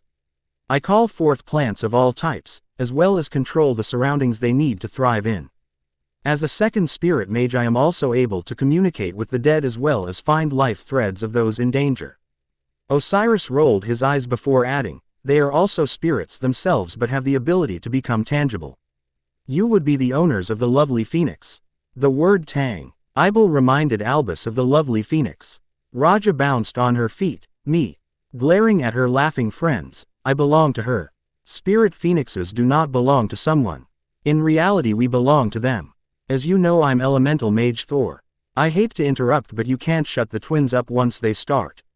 He smirked at the glaring twins. I have control over the elements, though I happen to personally enjoy lightning. I also happen to be a vampire of the Amboise clan. Osiris leaned forward, brushing against Severus as he jokingly whispered loudly, Thor never could say much to save his life. A low threatening growl made Osiris stand behind the tensed professor, purposely brushing their bodies closer. Go ahead, Lucas, before I do something I'll regret to our esteemed leader. I'm a silver mage. I have control over anything silver. I am also a Lithirian elf, the only clan of elves never to have healers. We are also the only elves having control over the iron in the blood, allowing us a hold over life. We're also the only ones to have actual Vila blood mixed with elfish blood, without having to integrate the two lines. Is it safe? Green eyes peered around Severus, who had forgotten about the male hiding behind him. Osiris smirked when the man tore away from him. I'm the only human to have training as a mage, let alone a war mage. I am also the right hand to she-demon, her first death's messenger. He purposely forgot to add anything else to the list. Isis nervously turned to the headmaster. I'm a war mage, a second death's messenger, and a rare fallen angel. Sev. Aerial breaths were inhaled quickly as she hurried on. I am a dominantly powerful demon who turns submissive around true dominance. My kind can only mate with a true dominant, though I have yet to find my mate. Pointing towards Lucas and Thor, dominants include vampires, elves, velas, werewolves, and such. Should I become close to my mate, I turn into my true form. Otherwise my eyes turn from lavender to a dark purple, indicating possible dominance nearby. Here she pointed to her eyes as they glimmered a dark purple with flashes of lavender. She stood aside from the others, eyes darkening further. I know you have a dominant in this castle. I'm drawing upon his dominant gene, as well as my fellow mages, to override mine. She-demon is influencing the need to change for my mate to show you my true form. Should I change, I become submissive and dependent on my mate. Closing her eyes, they watched as Isis melted into her true form. Her purple cape shrunk into delicate chains, wrapping into the floor-length black hair. A V-shaped golden tiara settled upon her forehead as her clothing shimmered into an ankle-length dress. Her bare feet shuffled beneath the dress as her hands played with the black cord about her waist, causing the open sleeves to dance about. Carefully turning at her queen's order, they could see that her dress had slits from ankle to thigh. But truly surprisingly, the two large black-purple tipped wings sprouting forward, spreading their large wingspan in the office. The silky tips brushed those close enough to feel them. Another order from her queen helped her change back into her regular form. We are the only demons to resemble humans. I shall find a placement for you all, but first, what was that spell you said earlier against Voldemort, and why didn't T-Finite work on the other spell against us? Albus had been eager to know this since meeting the young mages again. Osiris smirked at the curious wizard. Avicondolio means to cause severe pain. Is spell creates a link from the caster to the victim, linking them mentally. The caster is then able to force pain onto their victim until the spell is undone, in which she-demon is using my link to her to cause Tom pain. I may be the caster, but she is in full control. And the counter spell for the shadow wall was Decino, meaning to finish or break off. These spells require higher levels of magic or the most powerful caster, such as she-demon. Monday morning found the Great Hall alive with waking students. At the head table, the headmaster watched as conversations began to gain more content. The lovely spirit Phoenix fluttered and preened about Draco Malfoy, causing the old man to chuckle. Smiling, he quickly stood, gaining everyone's attention.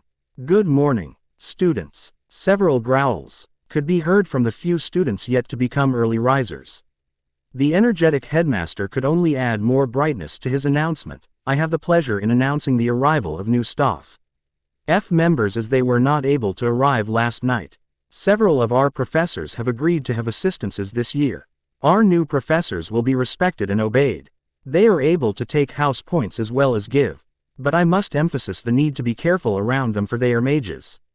Whispers exploded at the word as Albus began the introductions. First, Spirit Mages Raja and Maya. Spirit Mage Raja, who will be assisting Hagrid in care of magical creatures, can control the spirits of various wildlife, even mythical.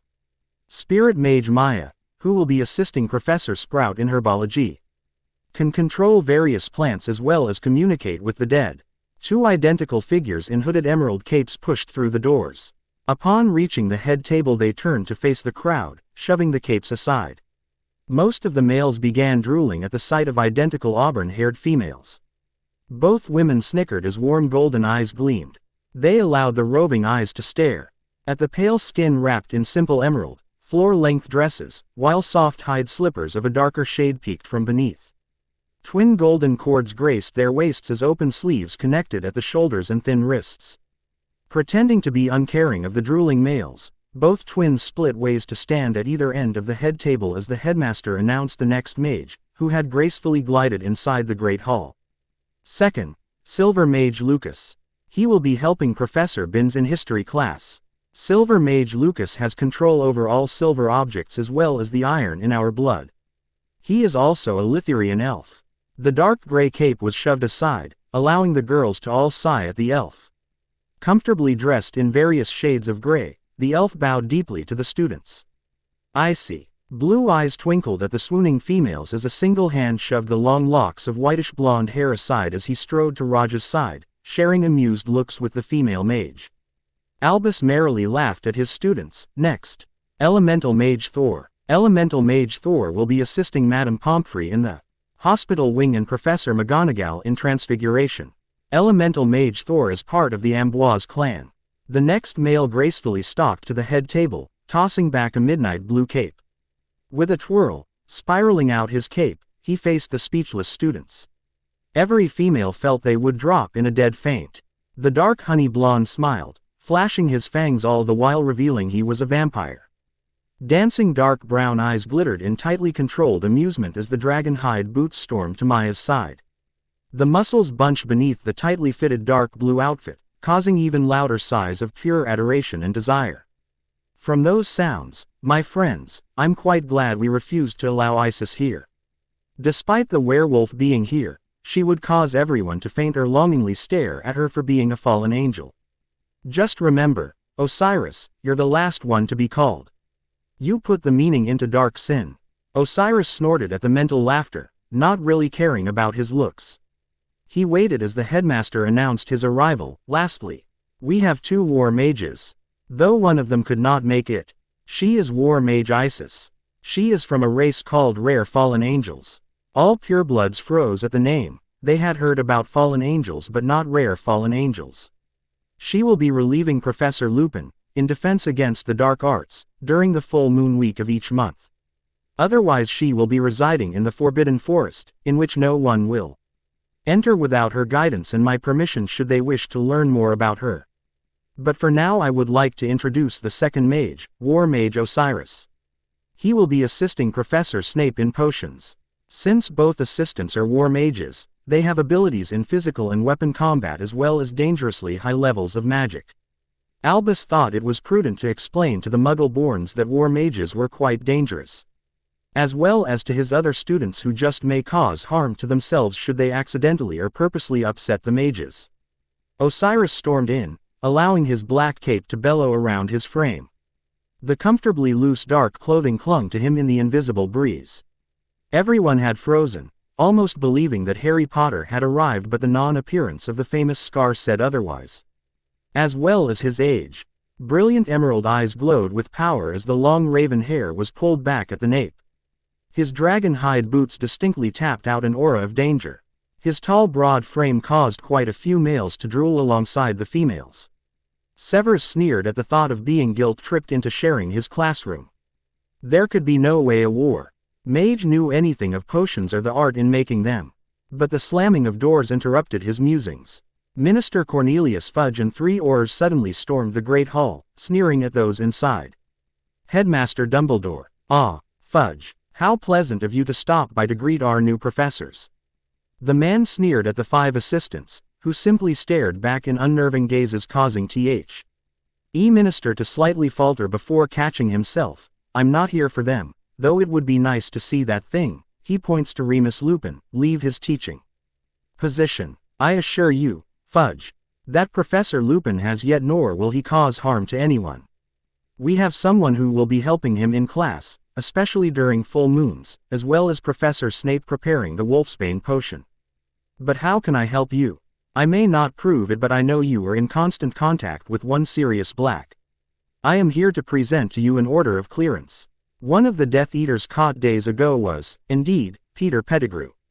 Under Veritaserum we questioned him about the Potters and Black's cases. Sirius Black is now a free man, as of yesterday. He has been giving back his lands and full access to his vaults as well as a hefty compensation for being wrongly accused and imprisoned. Fudge grudgingly handed over a carefully rolled and sealed parchment. Albus smiled as he opened the sheet. Reading the announcement of his friend's freedom, I will be sure to give this to him, somehow. Yes, I'm sure you will. Rita Skeeter has already written an article of his freedom, it should be out by tomorrow. The other Death Eaters have been either imprisoned or given the kiss with Pettigrew. Good day. Without waiting, the minister and his bodyguards fled the castle, something about the new Professors unnerved them, causing them to hasten even faster. Once their backs were turned, everyone cheered at the announcement as a great black dog leapt forward, suddenly changing into Sirius Black. I'm free. Several students screamed at his sudden appearance. Remus. I'm free. The black-haired animagus threw himself into his mate's arms. Albus turned to the students, as I'm sure some of you will be disappointed. All classes are cancelled for today. One student was torn between cheering for her friend's freedom and the nagging feeling that she was missing something since the new professors, the mages, had been introduced. A part of her kept yelling, "Harry's here." But she ignored it at the moment to cheer with the rest of the Gryffindors and promised to view everything, once again, about her friend's disappearance. As well as the strange feeling she was not seeing something that she should have already figured out. Seventh-year Gryffindors and Slytherins scowled at each other, as they waited for their new professor of defense against the dark arts. It had been 2 weeks since the meeting of new professors and the freedom of Sirius Black, which led them to anticipation of meeting a fallen angel. I still wish Harry was here. He deserves to know his godfather was freed by the minister. I'm sure he's fine, Ron. And I'm sure he has a wonderful explanation as to why he isn't here. Hermione's only thought had been, he better have a good reason for putting me through all this trouble of trying to find him. And I'm sure Potty is just too scared to show his scarred face. All the Slytherins cracked up in laughter at the comment from their prince as fought to keep face among his house since the arrival of Eliania, even though a few were still suspicious of him. Shut up, Ferret, you're just afraid that he'll come back stronger than you ever could be. Ron, sit down. Hermione tried to grab her boyfriend when he leapt to his feet to physically attack another student. Ron refused to listen to his girlfriend as he faced the blonde aristocrat. Just as the two were ready for blows, a voice called out, 20 points from both houses for fighting and another 20 for the insults. Everyone froze as a young woman practically bounced into the room. They openly stared as she swept the purple cape from her shoulders to the teacher's chair. Standing before the class in a form-fitting lavender one-piece, she watched the males, and a few discreet females, openly stare. Every one of them had their mouths open in shock at the sight of the outfit wrapped around honey-colored skin. The soft leather ankle boots glided about the room, as lavender eyes peered openly at the strange items. Guess I should introduce myself. I'm War Mage Isis. Since I haven't been able to talk to your original professor about what you are learning in this class, you'll learn what I think you should learn. Glancing at the still openly staring class, I'd pull in those eyes before I start docking. She laughed loudly at the audible gulps and deadly glares of the few irate girlfriends. Perching on top the teacher's desk, she began, "Since I've got you for a few hours, we'll start with something simple. Will we learn about your friends?" Every student was glad the class brain had asked about the mages running about the school. "You are Hermione Granger." "Ah, Ms. Granger. Yes, we will. Who knows about the Amboise clan?" A Slytherin was the first to speak. "I was told by my parents that the Amboise clan were wiped out, but they are the only vampire clan to reproduce vampires instead of turning victims. It's said they couldn't feed off anyone but their mate." "Very good. 10 points, but they still live." She raised a brow at the smugness of one side of the class and the glares from the other. "As you know, Thor, elemental mage Thor to you, is part of this clan. He has already met his mate." Suddenly she stopped. "I would advise writing this down." She waited for the frantic scrambling to calm. "As I was saying, Thor has met his mate and has a child on the way. They are also the only vampire clan to have any type of control over the elements, though they are deadly fighters with those fangs. But Thor's personal favorite tool is lightning. I'd advise against angering him. He tends to put plenty of power behind one bolt." She grimaced at remembering her training with him before continuing.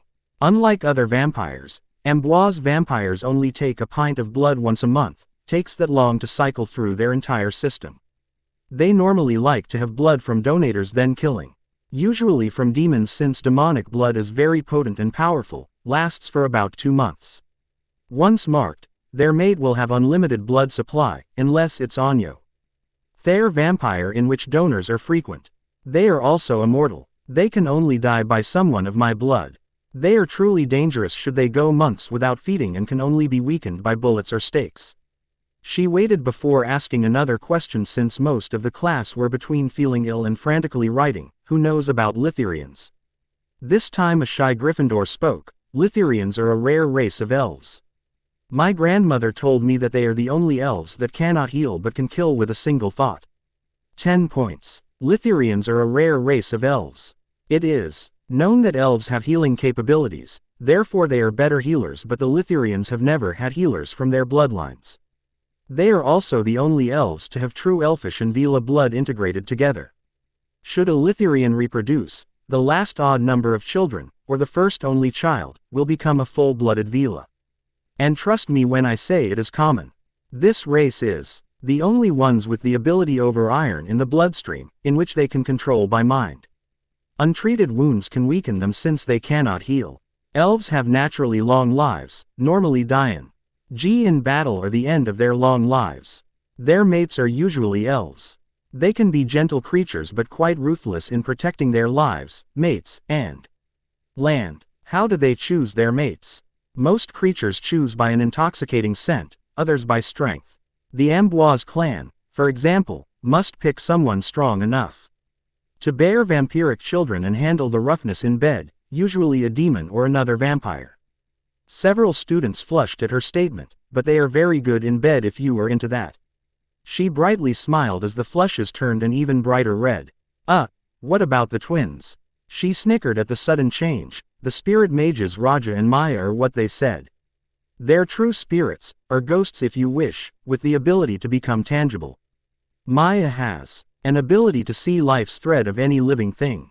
She only uses this ability to track someone in danger since she's able to communicate with the dead, as well as control plant life. Raja has been known to create her own spirit animal, as well as creating new creatures. Ileana is her familiar but the phoenix chose her. Spirit phoenixes always chose their pet. We are pets to them instead of master. But they will always be loyal to the first person they chose, choosing them again over anyone else. And since they're spirits, they are limitless in age and cannot die. But they do have the chance every decade to cross over from this world. The students scribbled quickly as they move on to the next question, saving the best for last. What about War Mage Osiris? What is he? Actually he's human and a wizard. This caused everyone to feel a slight whiplash as his or her head shot up. He's the first human to be trained as a mage. The twins had come across him when Maya felt someone on the threshold of death. We healed him and trained him since. He's been with us over 10 years, though he is also the first human to be hand-selected by She-Demon to serve as her ally. Isis quickly straightened her posture after that sentence. I recommend you calling her queen. If not, the consequences could be very bad. The class frightfully nodded. Good. She-Demon is the ruler over a hellish demonic realm. She controls all those of demonic blood, her bloodline. It is rare for her to choose someone outside her bloodline, but she chose Osiris to be her right hand, a death's messenger. A death's messenger is someone who will hunt down the enemies deserving punishment by She-Demon. She kept her friend's story simple and slightly truthful, just as they had sworn. What about you? Who knows about rare fallen angels or fallen angels? Quote, the purebloods in Gryffindor fought with the Slytherins for the answer. Fallen angels are rumored to be those who betrayed their lord in heaven and were cast out. They are said to be beautiful creatures, almost human, with wings who try to lure others into the path of sin, but also rumored to be quite ruthless. They are also creatures of myth and legend, believed to have begun the lines of various mythical creatures.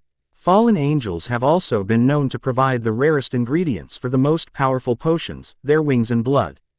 They are also very powerful creatures on their own, magical signatures non-existent nor traceable when in use. They have said to have bestowed this type of magic on such creatures as the house elves. Isis was stunned at the amount of answers she received. The students knew quite a bit about part of her heritage. Wow. Very good. I believe that will be 50 points to each of you. Everyone who had answer D looked very proud at the amount of points they received, especially the Slytherins, since it was rare to receive that many points in any class but potions. Despite the points, Isis began the tale of her kind. I am a rare fallen angel. With a sly grin, I am currently at 2,500 years of age. That's impossible. The stunned shriek of Hermione Granger had voiced every student's opinion. Nothing could live that long, not even an immortal, since something or someone stronger always vanquished the weaker. Quietly laughing, it is possible. We are, at the moment, true immortals. Like the twins and Thor. We are immune to such things as the killing curse. I'm sure most of you heard about someone surviving it at the Hogsmeade attack. They nodded, eager to write and learn more. That was me. We re-immortal because only another rare fallen angel's blood can kill us, like the Amboise clan. My blood would be a slow-acting poison, very painful. Despite how we can or should die, our limitless AGs are incorporated into our mates of all immortals. Wait, your mates can live just as long. When we mate, our bonding ceremony, in bed, here she winked, causing the students to flush again, our mate will mark us. This mark will cause our magic and lives to meld together. Our mate will never age nor will they die. But should she demon call for death, our mates are unaffected, they will simply finish out their lifespan before they were marked. This means, should I mate with a wizard and then die, this wizard would simply live to the extent of normal wizard lifespan. But it is possible for my kind to have more than one mate. But how do fallen angels find a mate? Fallen angels have a choice of who they wish to mate with. Like Velas, they send out pheromones to attract the mate they wish to seduce. Though I believe Velas choose the perfect mate to complement them. But should the fallen angels change their minds about their chosen mate, they can change their allurement to someone else as long as it's before the bonding. But we, rare fallen angels, have no choice in mates. My kind is very rare indeed, about one born every 100 years. I believe there are only 20 of us. Still alive by she-demon's word. First you must understand who we are. The class waited with anticipation as their professor shifted into a more comfortable spot. Rare fallen angels are truly dominant in power and war. We take great pride in our ability to fight, perform magic, and to torture. But should we find our mate, we become completely submissive, meaning someone who is entirely dependent on that mate. Rare fallen angels have a true form of submission. What you see now is not my true form. Should I meet my mate, my body will alter. In our true forms, we all grow black wings, the tips a separate color depending on our eyes. Here she blinked lavender eyes before continuing. Our clothing will change to a more suitable, meaning easy to remove, attire. My attire is similar to the spirit mages. We will lose all control over our bodies and mind. We can only do as our mate says. Should I be in battle and meet my mate, I would revert immediately to my true form. Unless said otherwise, I will always remain in this form, unable to fight or do anything on my own. That's terrible. Hermione thought that type of power was cruel. Ms. Granger, you must understand. Rare fallen angels are the most powerful creatures alive. Unless someone dominates us or gains some control, our powers can become very destructive otherwise. We rival she-demon in power, which is why there aren't many of us alive. Just one of us is enough to bring your world to its knees, even if Voldemort should die. Mouths dropped in shock, while a select few plot to tell their parents. Until I am truly claimed, she-demon has me in check. Should I lose control, I shall die. This is why we are submissive and dependent. As you asked before about mates, we are submissive to true dominant creatures, rarely to wizards unless they are quite powerful. These true dominant creatures can be other demons, werewolves like your regular professor, elves, and such. Where I am from, I had yet to meet my mate, but there have been a few tugs on my magic while being here in your world. Your mate's here, someone had called from the back, hidden by his or her fellow classmates, causing her to smile. Quite possibly. You see, rare fallen angels will send out magical tendrils of power to those true dominants. It will search for the perfect mate. When it does find our match, our magic will enforce a deep need to claim. Even in a coma or submissive state, my magic would force my mate to come forth and claim me, or at least give some sign to those who dare to try and violate me in any way. Okay, what about more than one mate? Some of the students were confused. The only way I may have another mate than the one claiming me is if they air bonded. This means should my perfect mate already had bonded to someone else, that second person will also claim me. I would remain submissive to the two. Otherwise I can only have one mate. Hermione sighed as she realized Ron was still confused. Ron, this is what she meant. She can only have one mate. But if someone like Professor Lupin should try and claim her, Sirius would also be her dominant mate since he was already claimed by Professor Lupin. Oh, I get it now. Those who understood had laughed at their confused counterparts while Hermione was glad Professor Lupin had already announced to the school that Sirius Black was his mate once he was freed. It had made that part of the lesson easier to explain. Although it helped to clear any confusion, Hermione couldn't help but feel that her new professor was hiding something. That something was involved with the feeling of the other mages. The feeling that one of them was causing her to miss something. Something she should have already figured out. Last class for the day, Severus. Onyx's eyes pinned a deadly glare at the new assistant. War Mage Osiris, who simply stared back with amusement. One would hope you would refrain from brainless jumping considering you have yet proved your worth, War Mage. Osiris chuckled at the dry tone. I have worth. Just usually useless in potions. He simply shrugged, knowing he carelessly allowed something of his past out. Besides, he liked knowing he had bothered the man during that last few days by just being there and quiet until now. Severus was quick to pick up. What in Merlin's name are you here for? I said usually. He pouted at the question. I just don't see the use. Osiris waited for the wish it could kill on the spot. Glare and was rewarded for his patience. Potions is an art, something these imbeciles know nothing of. I would have expected more from a war mage, such as yourself. Shrugging off the insult, I never cared for them. Isis was the one who loved to experiment. She's a rare fallen angel, very useful, I think, in potions. She was always forcing us to mix our abilities into the pot, guess you could say. Never really cared for volatile ingredients when experimenting.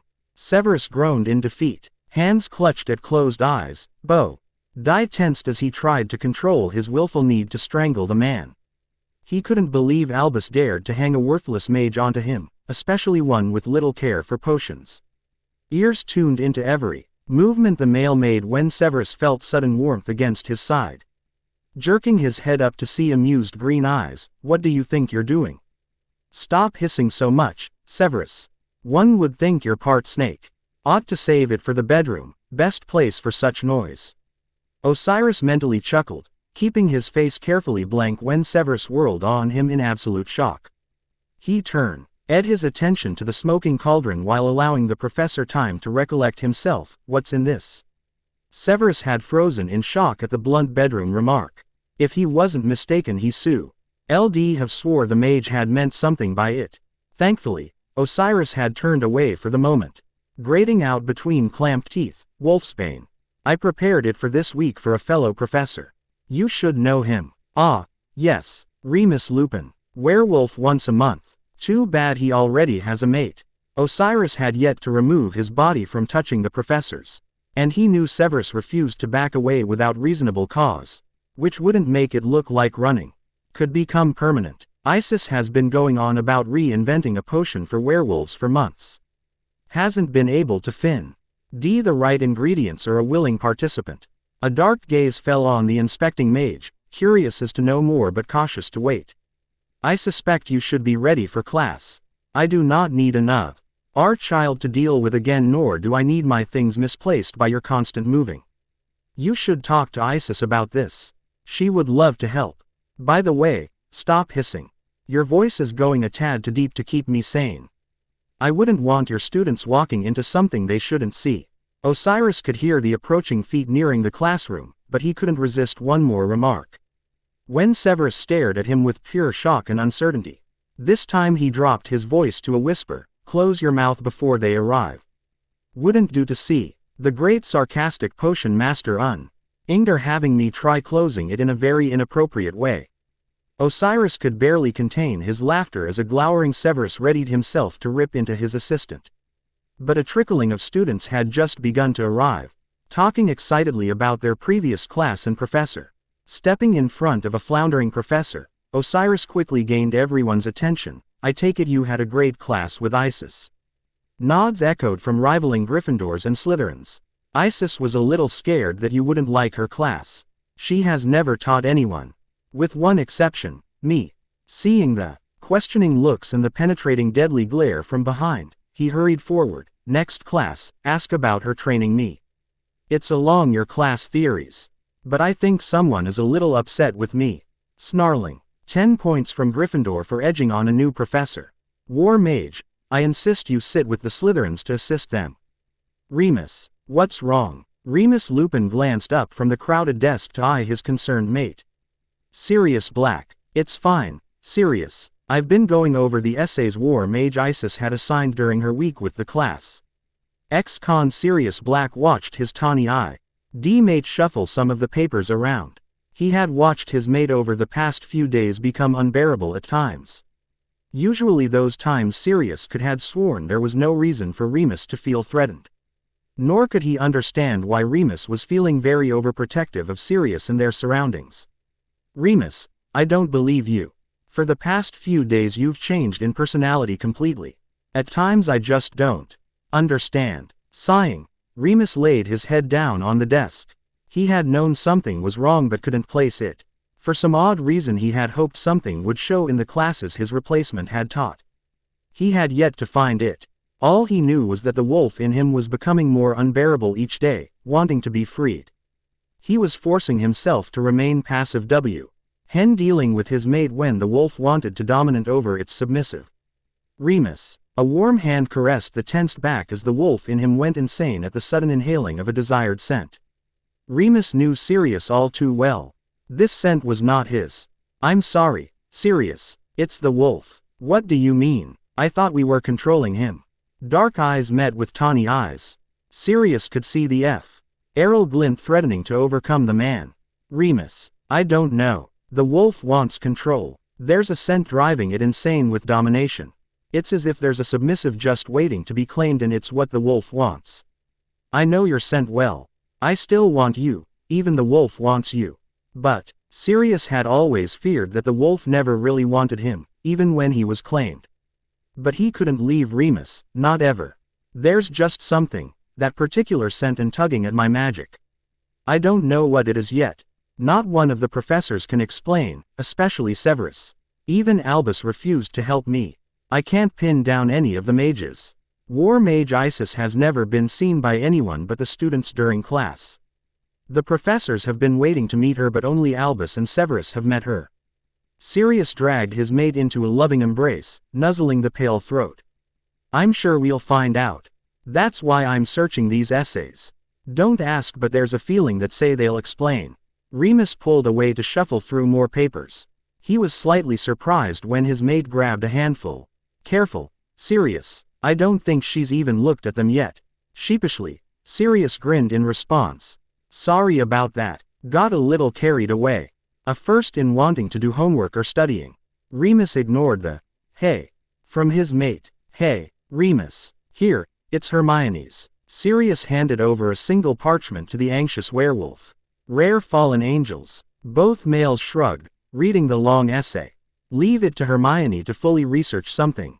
Sirius was dragged from his thought by a low growl. That explains quite a bit. Want to help the unknown here, love? Remus snickered. Hermione simply wrote a complete history and present on this subject. It seems rare fallen angels are dominantly powerful creatures capable of destruction in masses if not properly controlled. If they're left to their own, their power can destroy our world as well as take it into control. Not good, especially with snake-faced Voldemort on the loose. That's not all. These creatures are the only ones dependent on their mates to live. Should a dominant creature override their magic, rare fallen angels will turn into their true forms. This form will be a completely submissive creature, unable to do a thing without their mate's consent. Dominant creatures so have the ability to allow the submissive to retain their powerful side and own lives, should they wish. And capable of having more than one mate, if the said dominant has already claimed someone before the submissive. Both males began to silently thank Hermione Granger for her infinite ability to always research something thoroughly. Although, her studies had yet to find their godson, Harry Potter. Nor did her constant troubles with other professors yield anything. And having a frustrated class brain was difficult to appeal to or calm down during any of her sudden days of research, nor was it fun being dragged into one of them by a small woman half their size. Waiting for another weekend to start, 6 mages were resting with the groundskeeper, Hagrid. The half-giant enjoyed the company, as he delivered a steady stream of biscuits and tea. What will you 6 be doing after the war? Thor's going home to spend time with his family. We are staying here. A few of us have an eye on someone. Speak for yourself, Osiris. You were completely obvious with the drooling over Snape, automatically correcting his friends, Severus. The twins snickered. We know. It's always Severus this and Severus that. We still say tell the man. Emerald eyes turned deadly. Very funny, twins. And that's not possible. He doesn't really believe I could possibly be interested. Though his reactions to flirting are charming to watch. Lucas snorted, almost choking on his drink. The elf couldn't quite hold back his laughter. Charming. I swear the man would hex you if it didn't mean having a deranged headmaster on his case. Says the blonde who was eyeing a child. Hey, he is not a child. I simply refuse to do anything to him until after he graduates. Isis immediately perked up. Does this mean I win? Hagrid frowned, confused at his newfound friends. What? Osiris explained. Lucas said that he wouldn't find anyone desirable in the magical world suitable for a Lithurian elf. But it seems his heart, and nose, says otherwise. He found a desirable mate here at Hogwarts. Though why he had to choose the spoiled, rich, blonde brat is beyond me. Stealing the war mage's words, says the raven who was eyeing a bastard. Isis spewed her tea across the table, choking a little on the action. Guys. Osiris turned bright red. He is not a bastard, just sarcastic and rude. I'd rather have that, than knowing my mate has his father on the wrong side of the war, whom you need to go through. The twins suddenly gasped, sitting up straight as the 2 arguing mages failed to notice. Doesn't matter. Your mate was won already even before you had to him saved from a deadly beating. I just happened to find the blonde appealing and refreshing, especially the scent of spice. Eyeing the twins carefully, Thor placed his comment. I'd say good pick to the both of you. I know how you both love a good argument and someone not to back down. The question is, can you win them over? Especially you, Osiris, when you reveal the truth. I can only hope. The twins quickly interrupted the fun, desperate to gain their friend's attention. Guys, we've got a problem. The seers received another vision from your connection, Osiris. A second attack will be here on the school's ground. They're coming from the forest in hopes of a secret attack. Hagrid flew to his feet. What will we do? Hagrid, run inside and alert the staff. We'll try holding them off. Osiris waited for the large man to lumber off before spouting out orders. Twins and Isis, see about using the forbidden forest against them. Thor and Lucas, a quick shield on all sides of the castle.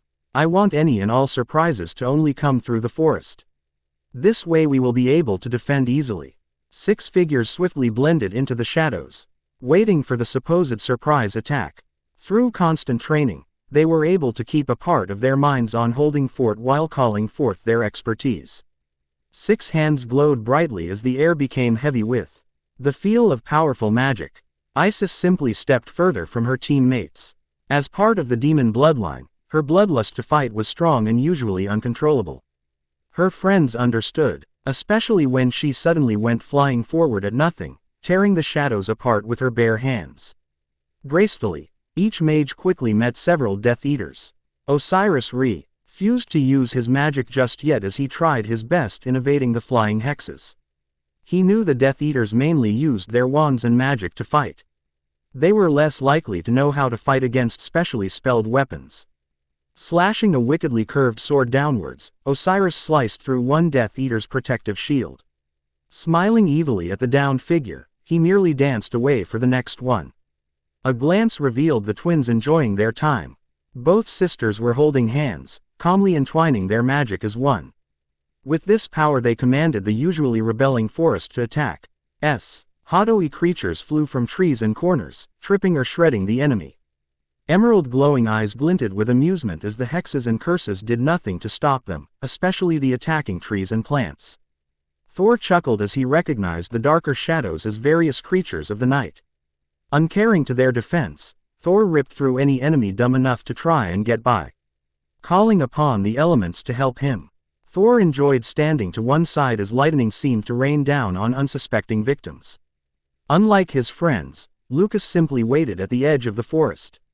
He had our 80 pulled various silver weapons into place along the forest edges to aid in his help and closing off any entrances out the forest. He was a strong fighter, but they needed someone to catch the renega. They that were able to get through the first defense. Sharp hearing alerted him to the rushing feet. Blue eyes turned to see the headmaster being followed by various professors and aurors. Smiling, he stood to one side, allowing them the only unprotected entrance.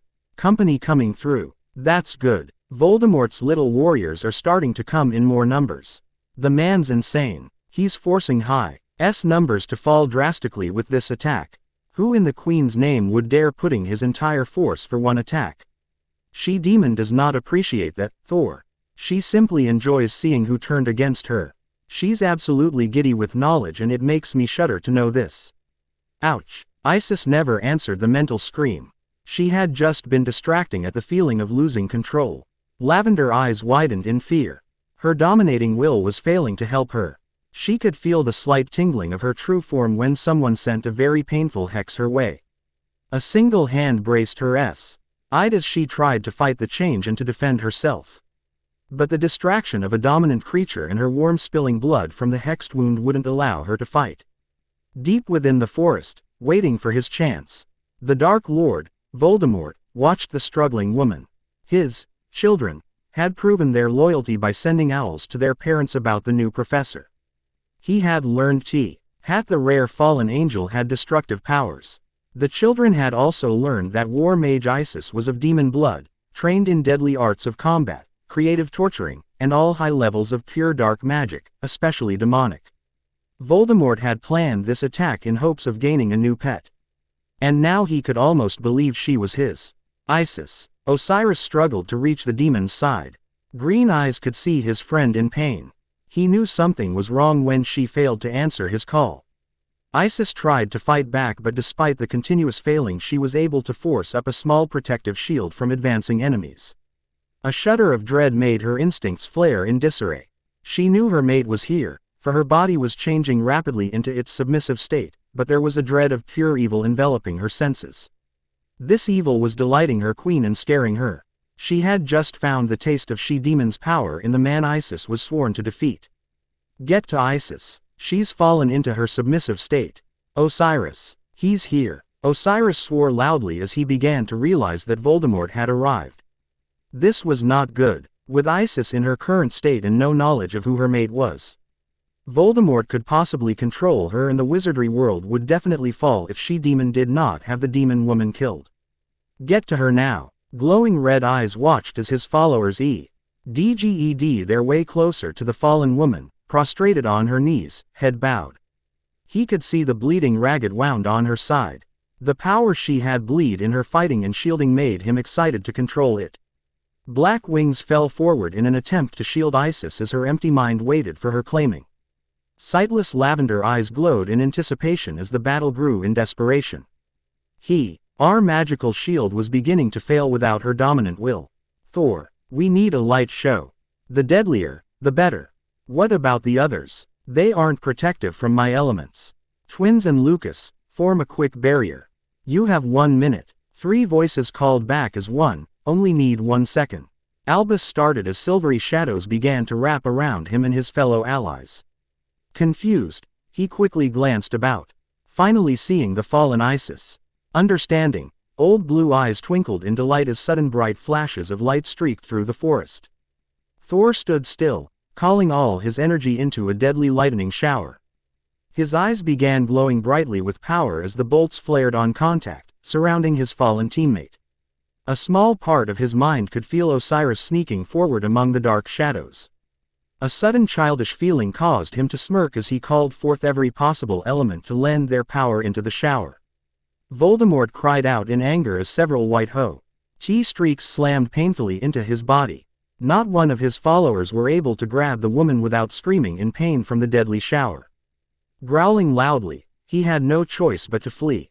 He will take his anger out on the failed Death Eaters, who quickly followed their leader in fleeing. We're good, Thor. Osiris hurried to his friend's side. Isis. Albus appeared at his side moments later. How is she, War Mage? Not good. She's in her submissive state.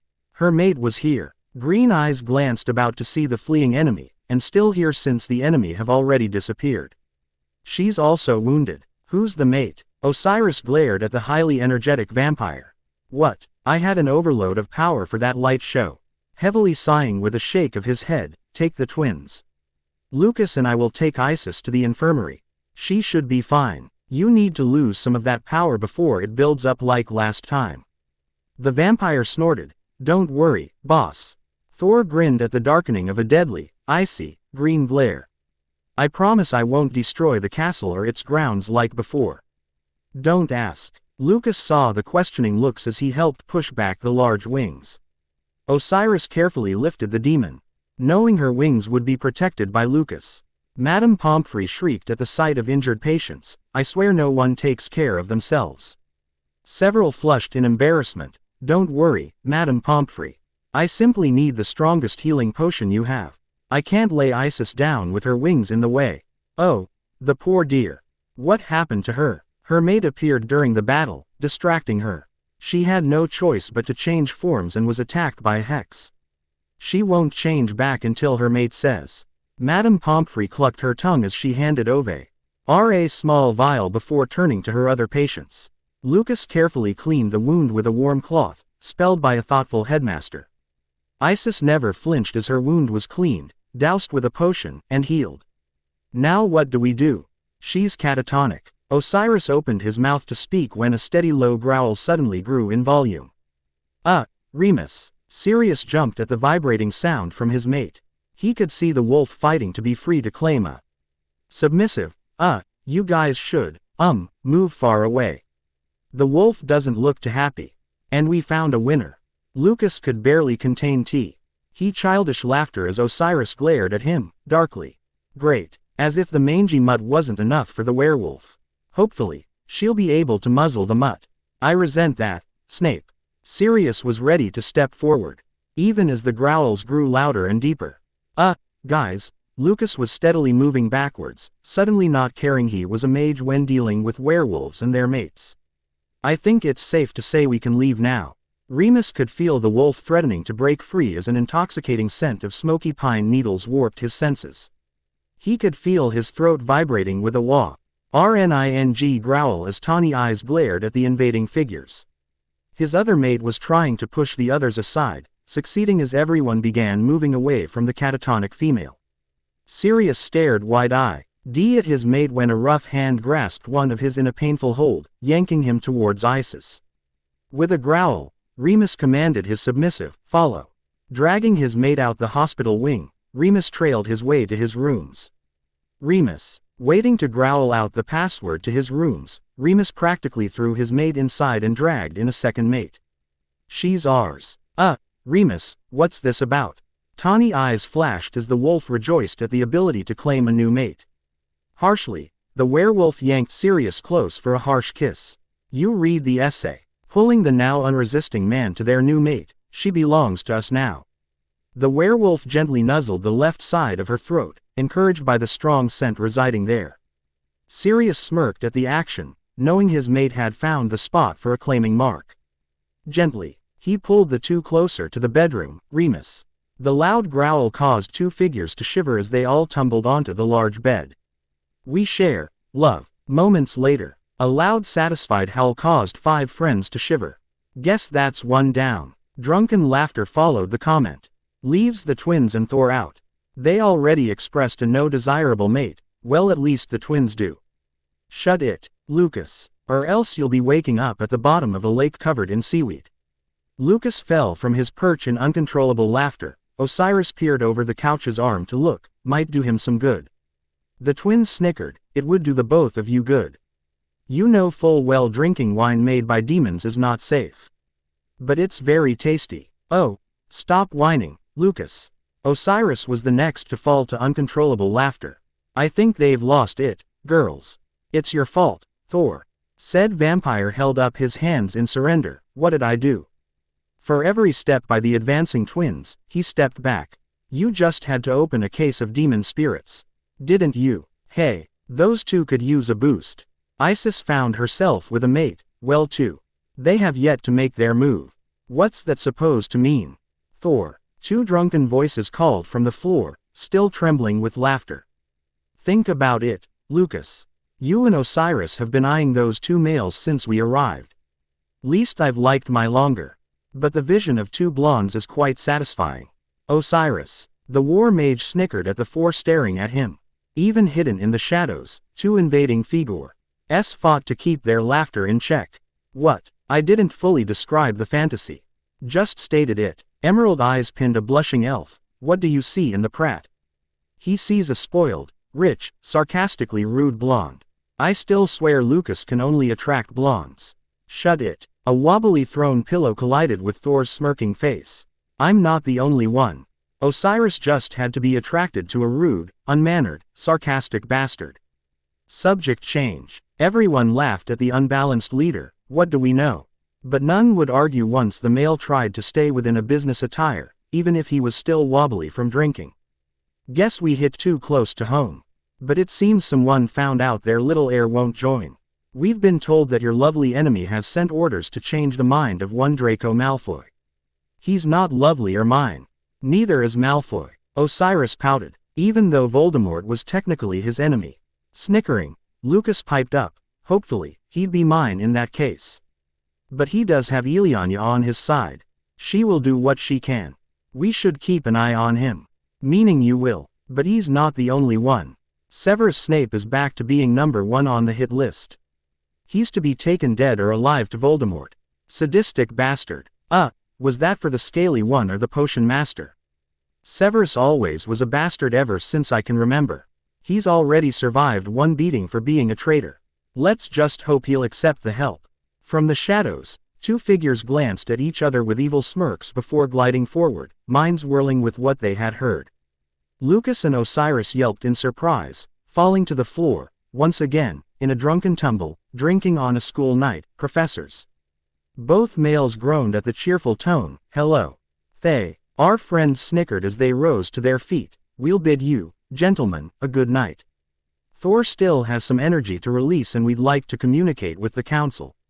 No. But the warning came too late as three friends swept away. I hate it when they do that.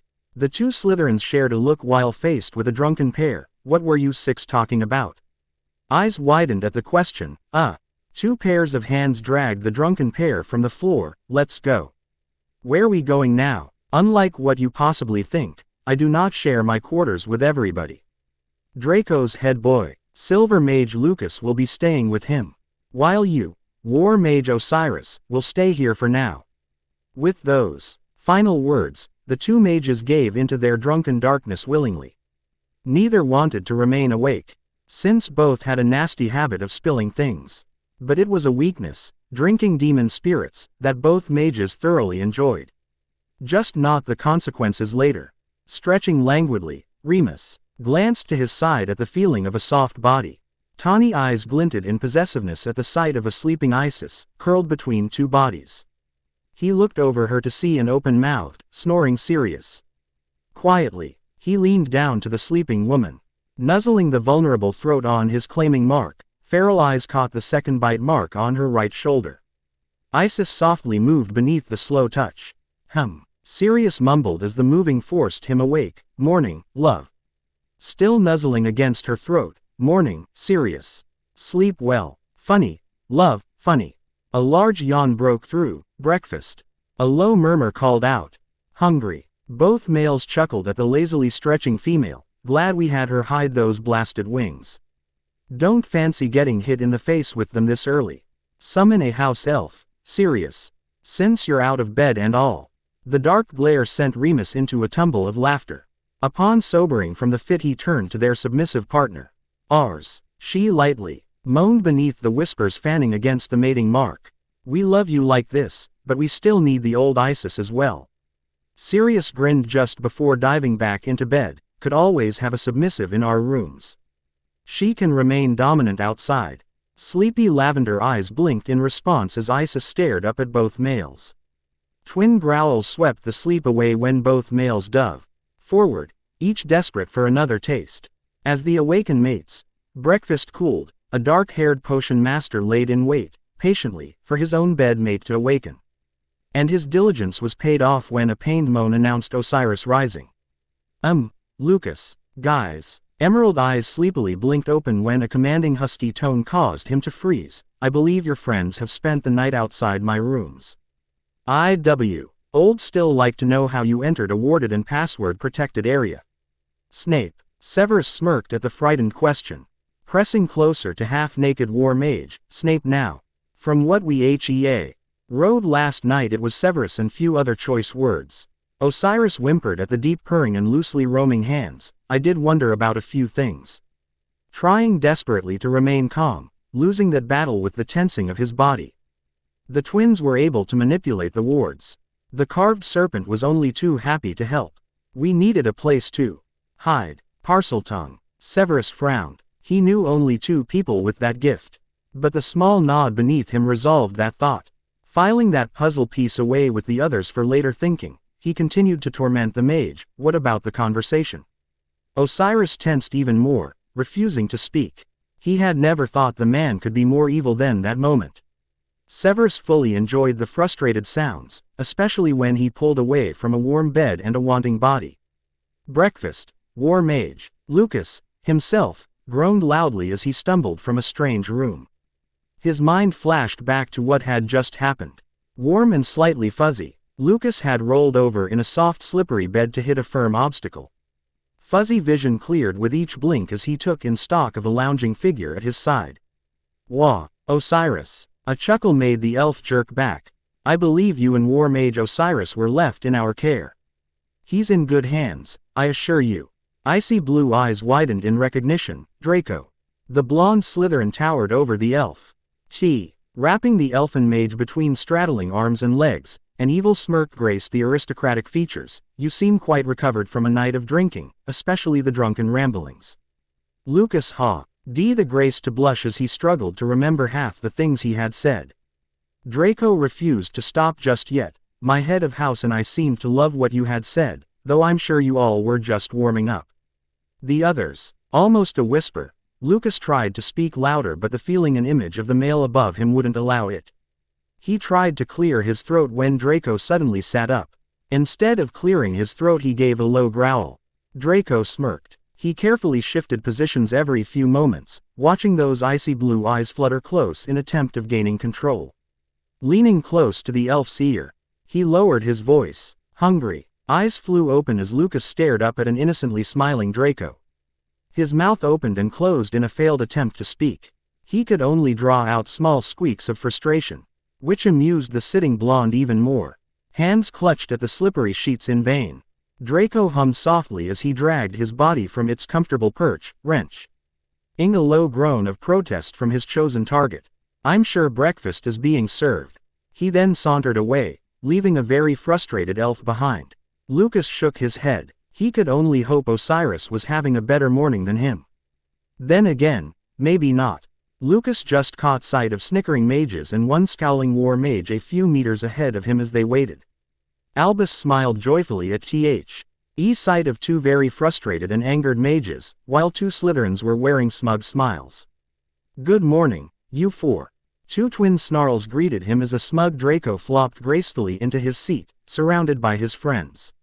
Severus simply sneered at anyone trying to ask him anything. Onyx eyes narrowed at the bounding entrance of Sirius Black and steady pace of Remus Lupin. Oh great, now we must deal with an over-hyperactive mangy mutt. Sirius did the unexpected. He threw his arms about the potion master, shocking everyone, who all believed that the animagus would be hexed shortly. Love you too, Severus. Said man sat completely still, unknowing what to do with a clinging mutt at first. Black, if you don't let go of me this instant, you will find yourself becoming the second woman in your relationship and unable to do a thing. The animagus gulped as he eased away from a deadly serious potion master, all the while the entire school fell into uncontrollable laughter. Never do that again. From the Great Hall's doors, Isis watched the events unfolding when a searing pain flared through her body. Swiftly, she fled the castle, navigating her way towards the shadowy forbidden forest. Isis, come, Isis, Isis. She knew that soft commanding voice. Her queen was beckoning her close. Her body instinctively forced itself into a relaxing position as her mind was swiftly invading with visions. Fuzzy figures fought in earnest, each falling only to be replaced by more. Red eyes flared with hate and anger as they faced emerald eyes flaring with revenge. Wands connecting as one. The dome of shimmering light encased the struggling two. From behind one of the struggling fighters a small diamond-shaped stone drifted closer. The dark glimmering threads of demonic magic lash out in the form of angry vines as three bodies were wrapped in its demonic grasp. Slash. Isis, my child, open your hands. Receive my gift. With eyes still closed and body relaxed, Isis could feel someone sing a small warm object into her cupped palms. Come home. Come home. Isis, come home. With a frightened gasp Isis jerked awake, hot tears flowing freely down her pale face. She shivered in fright. Ever has she had such a command to come home. Even now she could still feel the grasp of desire, of wanting, of power. Still sobbing, she flew to her feet in haste to reach her friends. She needed war. To shed this feeling of eternal cold. Osiris. Osiris jerked in surprise, flying to his feet. All eyes flashed his way. Pale features were drawn tightly in concern. War Mage Osiris. She's here. The great hall's door burst open as a blur of purple flew inside. Ears could hear the harsh sobbing. 5 figures rushed from their various seats to her side. Isis collapsed into their gentle hands, sobbing, her hands tightly grasping something, causing small trickles of blood. Come. Albus watched them leave before turning his attention to the students. Students, you will be required to head to class as usual. You will leave the mages be. Reluctantly, the children swarmed away. Professors, at the first chance, you may stop by the infirmary. The headmaster and Mediwitch hurried down the corridors to see the mages. Sirius bounded after them after seeing to a worried werewolf wanting to be at their mate's side. Shish, Isis, you're safe. Isis couldn't stop crying, nor would she release the hold on her hands. Sirius flew to her side. Her friends relinquished their hold on her. Isis immediately relaxed into the new arms, knowing their touch. Sirius, hey, love, what's wrong? She won't tell us yet. But can you open her hands? Sirius looked down at the cupped hands to see the trickle of blood. Let go, love, we need to wash off the blood. Shaking her head, can't. Needs the primer. Open them. I'm sure it's primed. Lavender eyes peered up at the concerned mate. Slowly, he helped open her hands. What is it? It's She-Demon's jewel. She wears this jewel with a few others in a glowing chain. When it is time to capture her enemies, she sends her death's messengers the amount of diamonds needed. They are used to capture and control the soul. In order to capture the soul, the stone must be within distance of the captive. When it is, the demonic magic will spill forth in tendrils and grasp the body. Then a second layer of magic will start pulling the soul into the stone. Since Isis has it, that means she must take it back to the queen. How would you get close enough to do that? Carefully, Sirius steered the injured hands towards Madame Pomfrey to heal. Isis buried her head into his neck, her voice muffled. We would need to be close. We would have to fight him face to face. But the prophecy says only my godson, Harry Potter, could defeat Voldemort. The mages snorted. We willingly put our lives on the line to fight our enemy. I hate this connection. 2 professors barged inside, entering upon the last statement from a muffled Isis. Remus immediately swept his mates into his embrace, nuzzling them. Severus watched with detached emotion. What connection? From what we figured of her actions in this, Osiris held up a small diamond. Say Isis received a painful vision from She-Demon. This vision scared her, and to scare a demon is quite a feat. Remus stared at his shivering demonic mate. She has no fear. Isis kept her face buried. We are demons from a hellish realm. Our world is brutal, full of torture. The things we can do and see are nothing compared to what others have been through or yet to see. If we fear anything, She-Demon is the main cause. Rarely do we fear anything from our mates. Severus was intrigued. You fear nothing except this she. Emerald eyes widened at the chance of hearing Severus speaking a name he was forbidden. She-Demon only granted few non-demons her name. If Severus spoke it, he could pay the price, and Osiris refused to see that happened. He took the first chance possible. Severus was cut off from his sentence when warm insistent lips met his. Sirius snickered. If that's all it took to shut him up, I would have done that years ago. Or at least found someone willing. She-demon Arlie grants non-demons a chance at her real name. Those forbidden must call her queen. She will resort to painful punishment for those who break her law. The punishment would be even worse with the idea of the last battle coming and the knowledge she will receive her traitor. Come, Isis. You are going to rest. Isis looked ready to argue, but one look from the werewolf forced the submission back into its place. The last battle will be soon. We have at least a day or two at best. The werewolf simply nodded at the other mages. Then a catatonic demon was pulled from the hospital wing by two eager mates. As they left, Lucas raised a brow at two still lip-locked adults. You think Osiris would like a room? The two kissing men jumped apart, light blushes gracing their features. Severus tried in vain to fight his as he icily glared at the war mage. The next time you wish to quiet me, simply say so. There was no need to stick your tongue down my throat. Albus chuckled at his younger professor, who swept from the room with robes flying. Got to ask him about that one day. A sneaky, manipulative mind whirled at the statement. More and more pieces were falling into place about war mage Osiris. He turned twinkling eyes onto the other mages. What exactly do you have planned? I suggest calling forth all your allies. Bring them here before tomorrow morning. Find a safe place for the children and someone to protect them.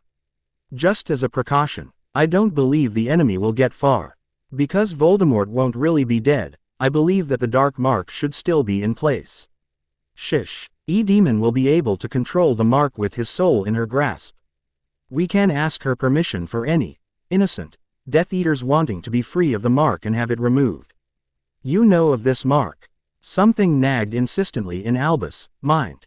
But like those before him, especially one frazzled Hermione Granger, he could not place why he should know the answer. The magic was invoked by She-Demon. It is demonic magic granted him. But for now Isis and I must be able to find Voldemort in the battle. All we need is for his followers to be distracted, not able to defend him in any way. We will take care of the Dark Lord. And before Albus could question the war mage further, the remaining mages swept away. Behind they left a very confused and concerned headmaster, still questioning his own mind. Osiris wearily pulled himself from a comfortable bed, not ready to spend energy to verbally speak. Everyone awake yet? Too early. Want to sleep? Thor snickered as he leaned over the mumbling elf. Is someone dreaming a nice little dream? That's rude, Thor. Raja pulled away from waking her sister and whispered loudly, Draco. You can't come in here. At those words, Thor glared at the red-headed female, who simply stuck her tongue out in a childish moment. Lucas shot up in his bed, frantically looking around as his friends howled with laughter. That wasn't very funny. Isis chose that moment to saunter inside. Brows raised in question. What isn't very funny? Raja lent a hand to her twin, pulling the other to her feet. Osiris was shouting in our heads to wake up. Lucas wouldn't budge, said something about wanting to sleep. Thor asked what he was dreaming and I might have said something about Draco. Isis covered her mouth in hopes of stifling her laughter when an icy glare was tossed her way. Come on. Still snickering she tried to calm down to speak. Albus, the headmaster wants us. It's not even daylight out. The elf was shocked at being awake this early. We're going. Thor and Osiris dragged their whining friend out the door. Albus waited for their arrival, announced by the frantic shouting. I said stop. No more, please. Several Professors looked at each other in confusion when the twins floated through the door, laughing. Just behind her they could hear the loud singing, a language they did not know. Golden eyes, wet with tears of laughter, looked at the confusion. The guys are trying to wake up Lucas, who refuses to rise this early. Lithirian elves never were morning people. The song's in Elfish and the guys are screwing up on purpose. Isis grinned as she opened the door with a flourish. May I present our base section, Mages Osiris and Thor. Then our lovely song mistress, Mage Lucas. Said mage lashed out with a deadly icy glare on the demon. I hate you. Isis. I really hate you. Nice to see that some people are having fun on this oh so joyous day, but we do need to prepare for a battle, children. 6 pair of flew towards a very unhappy Severus Snape. Said potion master was clutching his left forearm in pain, trying desperately to keep his face emotion-free. Isis swiftly jumped to his side, shoving the hand away and the sleeve aside. Gripping his left arm tightly, she laid the small diamond against the mark, mind connecting with her queen. Softly, the words flowed from her lips, Ishne Mullora. Ishne Mullora. The sounds continued as the diamond glowed, drawing the pain into its core. Eyes watched as Severus began to relax slowly. Black shimmering tendrils wrapped around the marked arm, a few slithering over the dark mark. Once Severus was completely boneless, one tendril forced its way beneath the skin to ease the strong link from man to Dark Lord. Severus screamed, trying to jerk away from the painful touch. Osiris turned from the scene to his old headmaster. Albus, are your followers for the light here? My team and I must be ready. We cannot help without knowing who's with us or against us. You're talking strategy. Severus is in pain from one of your own, Minerva huffed, enraged at the calm tone and looks of the mages. Isis is trying to help him. She's giving him a chance to survive. She-Demon may not wait to destroy his followers. But I must know this answer. They will be here shortly. We have the Aurors, Hogwarts professors, several older students, many of the light creatures at our side, a few giants. And one giant spider in the Forbidden Forest. It's all who we could recruit before Voldemort got to them. So the vampires, werewolves, and dementors are on his side. I assume the others have gone into hiding. Albus nodded. We've begun our own recruiting. The twins will use their gifts to aid us. Thor and Lucas will be providing help against the vampires and werewolves. Though I must stress that Remus will stay far from them. Lucas will be using silver and I won't have an angered demon on my hands because her mate was injured by us. And Lucas will watch where he's drawing the silver. The tired voice drew everyone's attention to a panting Severus and Isis. Won't you, Lucas? Said elf turned almost white at the deadly calm tone. Yeah. I happy. And to love being alive and far away from torture devices, thank you. What now, War Mage Osiris? I suggest, Albus, you call all your allies to Hogwarts. Do whatever it takes to distract the enemy. Isis and I cannot control the diamond. Ourselves, Voldemort, and dark forces. Osiris turned to his team. Let's go. We need to keep the sides and back of the castle safe and clear. I refuse to turn this into another Ambriac collision. Thor and Lucas shuddered, though Lucas whimpered at the name. You just had to say that, didn't you? The bickering three walked away, as the female side of the team groaned. Osiris knows Lucas fears those bloody halflings. Who ever thought to take something as peaceful as a hobbit and breed them with tortuous demonic beasts to become almost unstoppable raven? Ouse head hunters are beyond clinically insane. Not one of the six saw the suddenly pale and shaken professors in their wake. Nor did Isis and Osiris see the deadly battle behind them later that day. They were too intent on their target. Voldemort had just entered the fray of battle, surrounded by 6 Dementors. Moving with his deadly guards, the Dark Lord had begun to believe the war was his. Raja, we need a quick diversion. We've got 6 Dementors around our target. One lovely giant Patronus coming up. And may I remind you that I am simply borrowing the man's charm. Whose? Before Raja could answer her leader, she directed a huge Hungarian dragon Patronus to the 6 guarding Dementors. Let me guess, Severus. She mentally laughed at the sarcasm. She felt the sighing comment of, leave it to Severus to invoke a creature as bad-tempered as him. Ready, Isis. I will be, if I can get the thing behind him first. Can you? Don't finish. Osiris dove forward, tossing a slim-handled dagger toe. Ard's Voldemort as the dragon tore through the hissing Dementors, who left their posts. Voldemort screamed in frustration and anger when his Dementors fled their positions. In his vulnerable state, so, Mething slammed painfully into his left side. What in Salazar's name? One hand pulled a serpent-carved dagger free. One side of him appreciated the design while the other wondered.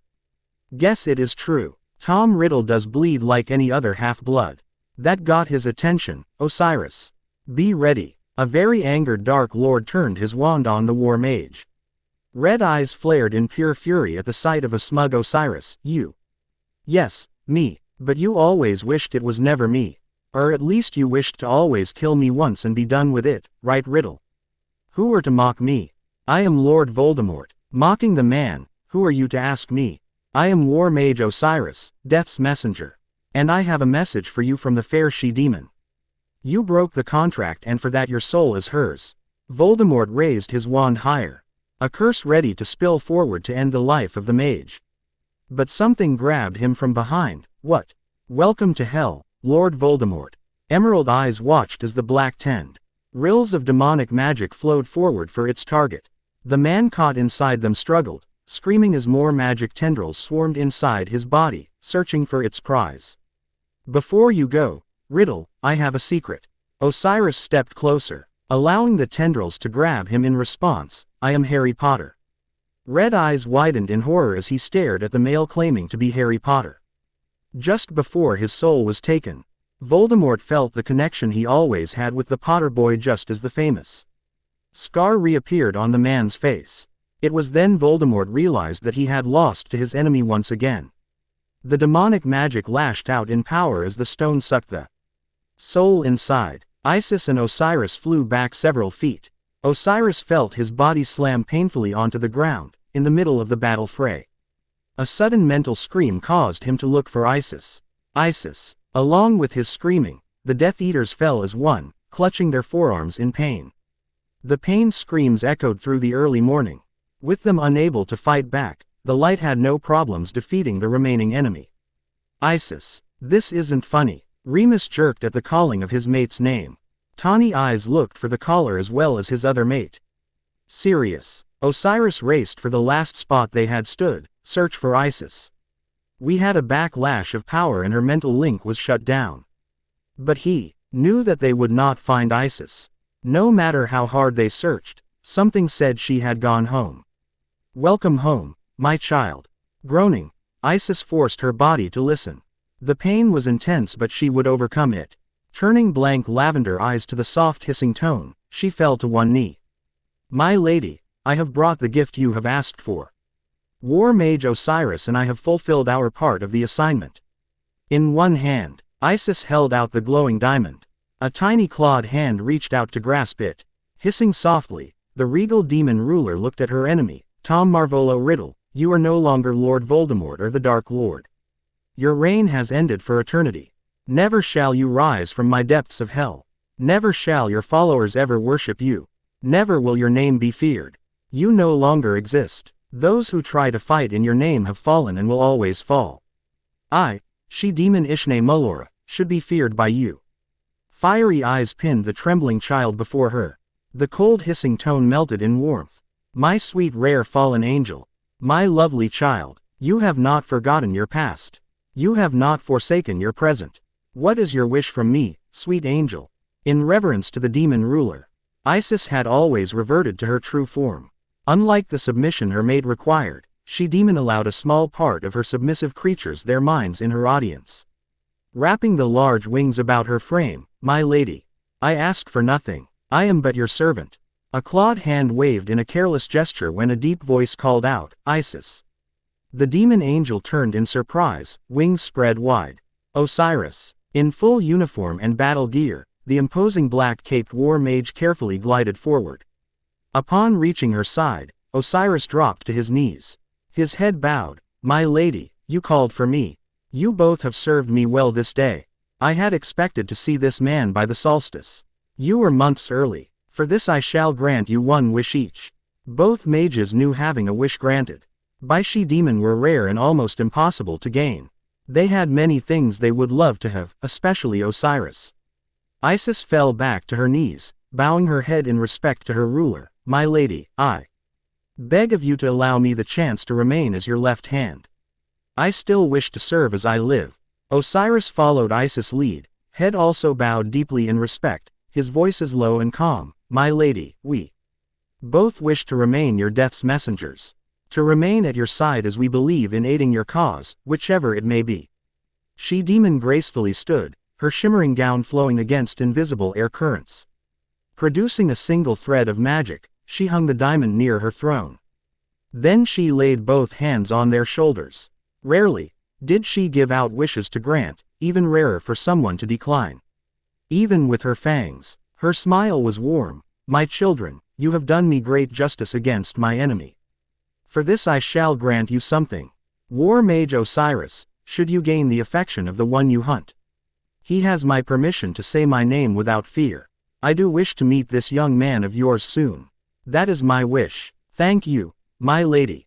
He is called Severus Snape, Potion Master at Hogwarts. Very good, my child.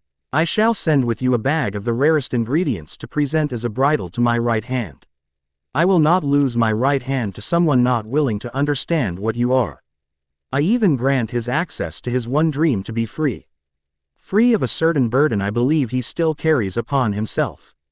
Grateful, Osiris stepped away, head still bowed, as he waited for his friend. Inwardly cheering that Severus would never have to bear Voldemort's mark. My child, a rare demon indeed, and a war mage, Isis Ishne Mullor Sentis. Isis smiled as her ruler acknowledged her parentage by saying her full name. The name she shared with her mother. I grant to you the power over your mate's transformation. I believe he was a werewolf once a month. With your new gift he will never worry again. He will become, I believe the humans call them, animagus. She glanced at Osiris, who nodded, but he will always take the form of a werewolf. Thank you, my lady. You are my only child of my womb, and as your ruler I must insist on your returning home once a month. Preferably with your mates. They must know who you are and who you will become. She-demon gracefully settled on her throne, quickly falling back into her role of a harsh demon queen. I will return you now. But your returning will be quite painful. Your bodies have been found. Both mages felt a painful tugging at their navels. Mouths fell open in a silent scream at the wash of hot, spiking pain. Ears hearing the final hissing of icy laughter. You, my dear Riddle, welcome to your new home. Welcome to my world, the true evil, the true darkness. Shattering screams of pain echoed through the castle walls, as two unconscious figures thrashed on the beds. Several hands tried to hold them in place, to stop further movements. Isis, Osiris. Neither mage would answer as the screaming continuing. Madame Pomfrey was at a loss. I can't find anything wrong. There is nothing wrong. Queen has sent them back. This is the pain of their bodies reconnecting with their spirits after being in a hellish realm. There's nothing to stop this pain until the connection is fulfilled. The twins quickly explained. The screaming slowly died to a whimper as Osiris trembled in the afterwash of pain. Isis simply fainted from the shock. Bleary emerald eyes fluttered, trying to focus. Isis, she's here, war mage. She's sleeping. Fainted from the shock. Oh, yeah, she-demon said it would hurt. Remind me to never do that again. Lucas snickered, gently holding his new blonde mate close, who finally felt free to be himself since his father's imprisonment. The elf's voice was muffled from the fact he hid his face in the warm pale throat of his mate. You always say to remind you, and you always go. Osiris groaned as he tried to pull an exhausted body into a sitting position. Just as well. She-demon granted us our only wishes, though we really never chose. The twins jumped in excitement. What she grant? Tell us. We're dying to know. Severus snorted. Says the ones who are already dead. Thor rolled his eyes. They're not really dead, just floating spirits. I'm truly dead, well undead. Onyx Eye.S glared at the vampire for daring to correct him. Thor simply ignored the gaze. Do tell. I was granted to allow my mate her name, but he must appear in her presence soon. He was also given a gift from her and the removal of something disfiguring, despite the connection already being broken earlier. At that moment, Severus silently, and unnoticed, touched his now bare left forearm. Just before he came to the infirmary with the other professors, his arm had flared with sudden pain and then dully throbbed as he watched the dark mark fade, unsure of what he felt. Isis began to moan in pain, just waking to hear her friends' voices. Adding her part to the conversation in which she heard the last part, interrupting the potion master's thoughts. I get to control my mate's transformation. Once a month I must return home with my mates so they may learn more of my world. But my mate may never become a true werewolf. That part has now become an animagus. For once in his life, Remus felt hope. This was the chance he had always wanted and just may receive. Sirius dragged the man into a tight embrace. Your dream, Remus. Can I have water? My throat's on fire. Two males jumped at her request as Isis stretched out tensed muscles. Thank you. Grateful for the cold drink, Isis turned to her bedridden friend, determined to finally clear the hidden secrets. There's more. Tell them, Osiris. Green eyes lowered in regret as his voice fell short of a whisper. You won't believe this, but Harry Potter is not dead. Sirius immediately pounced. You know my godson. Where is he? How is he? Please, tell me. I haven't heard from him in 2 years. The tearful voice broke the mage's heart as the others waited with bated breath. It's been longer than that, Sirius. At the end of his 4th year, Harry Potter was beaten within an inch of his life by his uncle, all because an owl interrupted an important meal. A small group called the Council had sent out 2 people to retrieve him upon receiving the vision of his beating. Taking everything he owned, the 2 saviors disappeared with Harry to their world. There, 3 elves did what they could to heal the boy. At first they had to Cal L in a spirit guide to break the connection from the boy's scar and the Dark Lord. It was the only way to save him. The darkness inside the boy was overriding his will to live. Once the connection broke, a seer took the chance to connect with this darkness. This seer would live with the visions a child had been forced to dream, to see. From this seer we learned various attacks and plans. Refusing to look up, Osiris pushed on through the shocked silence. After at least 2 weeks with the elves, Harry Potter was given a mentor. A mentor by the name of Lexi, a centaur. In this new world, in which he learned that all types of creatures only lived, Harry was the first human to enter. For 10 years, Harry was pushed into training. He trained hard to become a war mage, as well as the right hand to she-demon. At his graduation rites he was given a new name and a mission. Upon his leaving, Harry found his new friends, who had trained with him those long years, becoming his teammates. And that group came to Hogwarts. Stunned, Sirius could barely, forgetting in that moment the anger at his godson's relatives. What are you trying to say? He wasn't sure, but he could swear the mage was telling him that Osiris was his godson. Emerald eyes looked his godfather in the eye. I am Harry Potter. I'm almost 25 years old. I have been gone for 10 years their time and 2 years your time. I had trained hard to become War Mage Osiris, Death's messenger. And I have never regretted those years, only the time I could never be here to stop all those who died. No one could say anything but gape openly in shock, anger, and relief. Though he inwardly cringed at the look of hatred and anger on Severus' face. Isis snorted, Stop those who died. Osiris, I swear I was going to strangle you back then. You gave me the most difficult time of my life.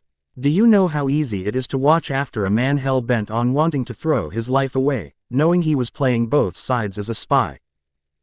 Sorry. Isis was glad she couldn't move too much or else she would be strangling her friend for the hardship he gave her. That man is the most stubborn creature I have ever met. That man. You wouldn't be talking about Professor Snape. Draco was the only one willing to say anything since Osiris made his confession. He wasn't too comfortable with the heavy silence or the looks the mages were receiving, especially Lucas. Yes, I am. Osiris wouldn't settle with a mere lookout. Oh no, he wanted that man watched and helped at every turn. That bloody loyalty drove me insane. Almost suicidal. I was the man's guardian angel. So to speak, I was the one who made sure Severus always made it home or that someone met him when he couldn't stay awake. I would take most of the pain from the small tortures. That night he was betrayed. I marked his betrayer, for later use to Osiris, and forced the giant snake to chase that cowardly rat in the way of the last few curses that would have killed him, so he could escape. He suffered damaging beatings from everyone and more. The torture from his so-called lord was nothing compared to allowing the followers, even the newly marked, to practice hexes and spells on him. I had sort of invaded his mind, giving him my energy so he was able to run, though I'm sure he hated that. I had the twins make the forest he ran through more dangerous for his followers. I wasn't going to let him go back. Thor and Lucas manipulated the wards, making them closer than they should have been. I believe they were 10 feet from their original positions. I also had Ilian, speak to Fox to make the headmaster worry about his charge. Because of this feeling, Severus was met by concerned friends. I was weak for weeks after that. I had used most of my energy to help him escape and heal his most fatal wounds, as well as the few I knew he wouldn't want anyone to know about. Severus paled as his fatal night was relived to everyone, fear overtaking anger, despite learning he had been taken by his nemesis son, Harry Potter. You should have left things be. With those poisonous words, he fled. I'm sorry. But her soft words fell on empty space. Facing the others, she quickly distracted them from hearing the man's sordid betrayal. Guess this would also be the best time to say that Harry Potter is also friends with the next ruler of hell.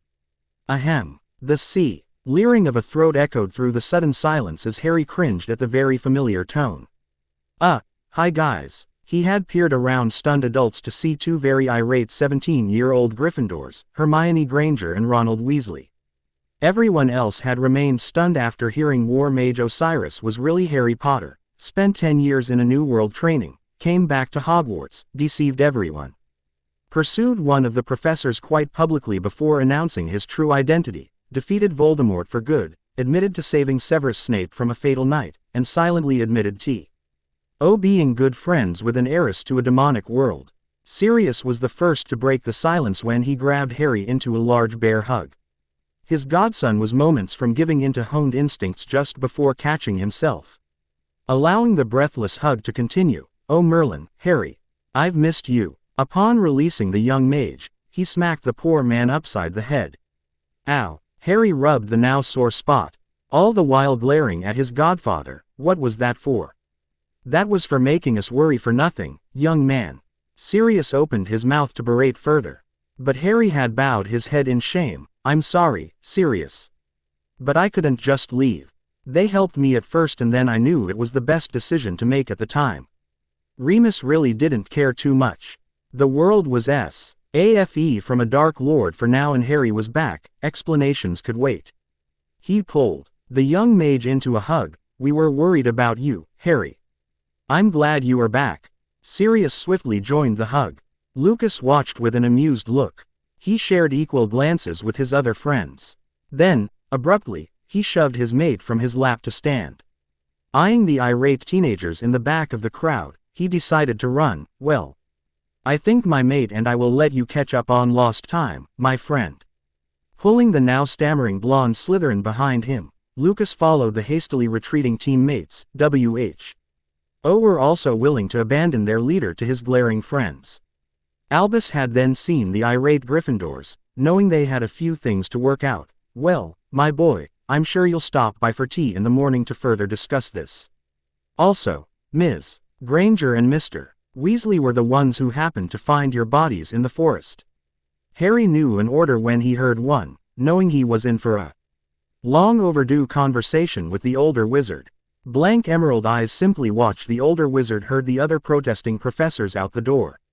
Remus was quick to follow, grabbing Isis by her left wrist. You, Isis, are coming with us. We'd like to discuss this heiress deal. Turning to Harry, I hope to see you in the morning as well.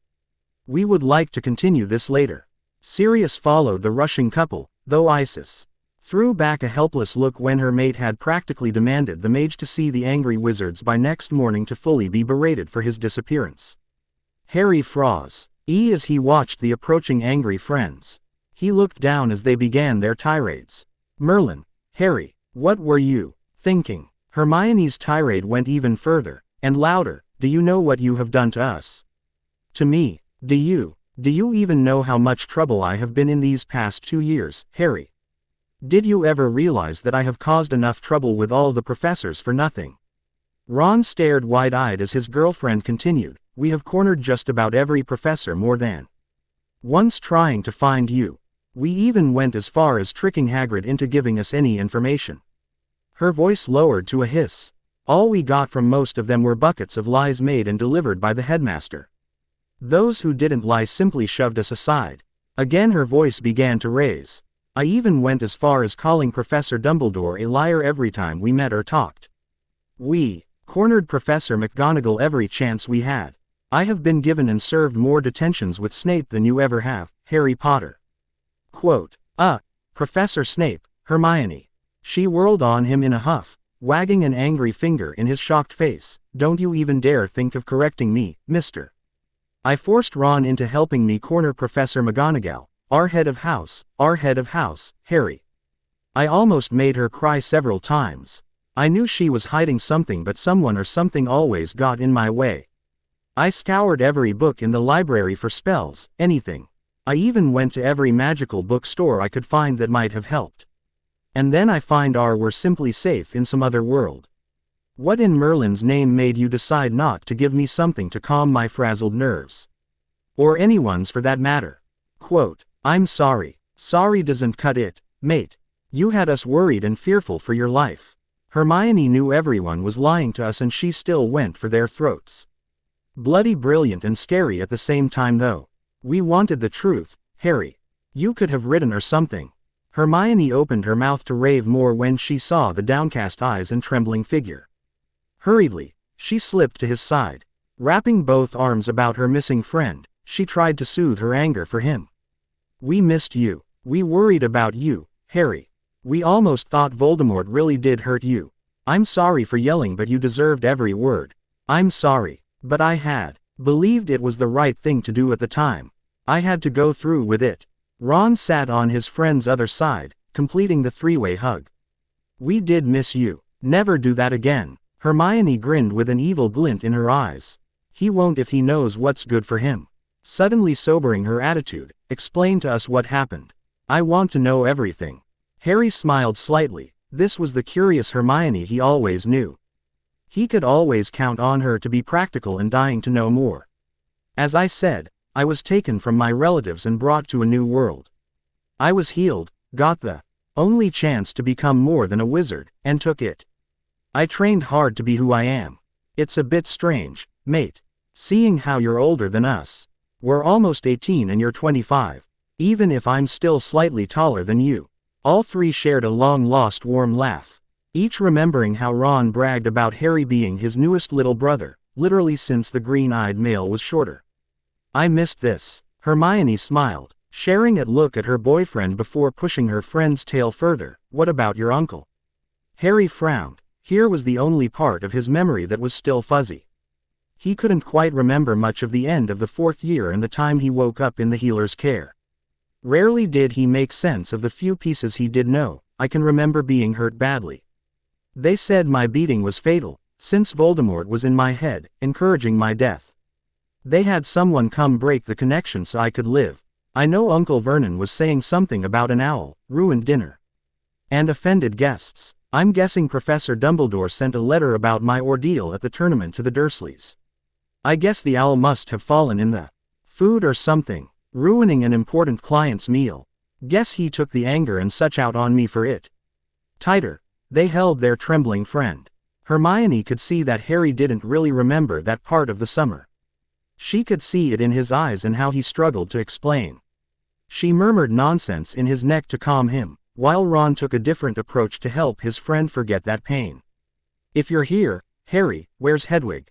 I haven't seen her. I know you won't go anywhere without her being near. Harry lit up at this. It turns out Hedwig wasn't a real owl. She's really a spirit phoenix, Ileana in fact, in disguise.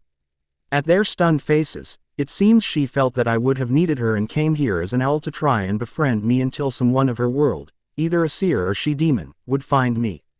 Ileana sometimes becomes Hedwig for me, especially those times I truly missed being home. I just wished she would have done something instead of being locked away each summer. But she always did try her best to protect or help me. For now, Harry was content to be held by his friends for a few moments longer before he had to find someone else. His friends were content to hold on to their lost friend for as long as they could. Although, Ron still didn't understand the attraction between his best mate and an evil gid of a potions master. And Hermione still didn't understand why she didn't place all the few clues earlier that year together. Politely, Osiris knocked on the warded door. He waited, and would wait all night, for Severus to answer. He had just spent 2 long and tiring hours with his friends, talking about everything and trying to encourage the loss of their old closeness to reappear. But for now he was hoping for something else, at least someone else, to reappear. Inside the privately warded room, a steadily drinking Severus Snape brooded before a flickering fire. His fuzzy thoughts flowed together as he remembered the earlier scene he had fled, as well as the attraction he still felt for a certain war mage, despite the enraged knowledge of knowing he was lied to, when something interrupted.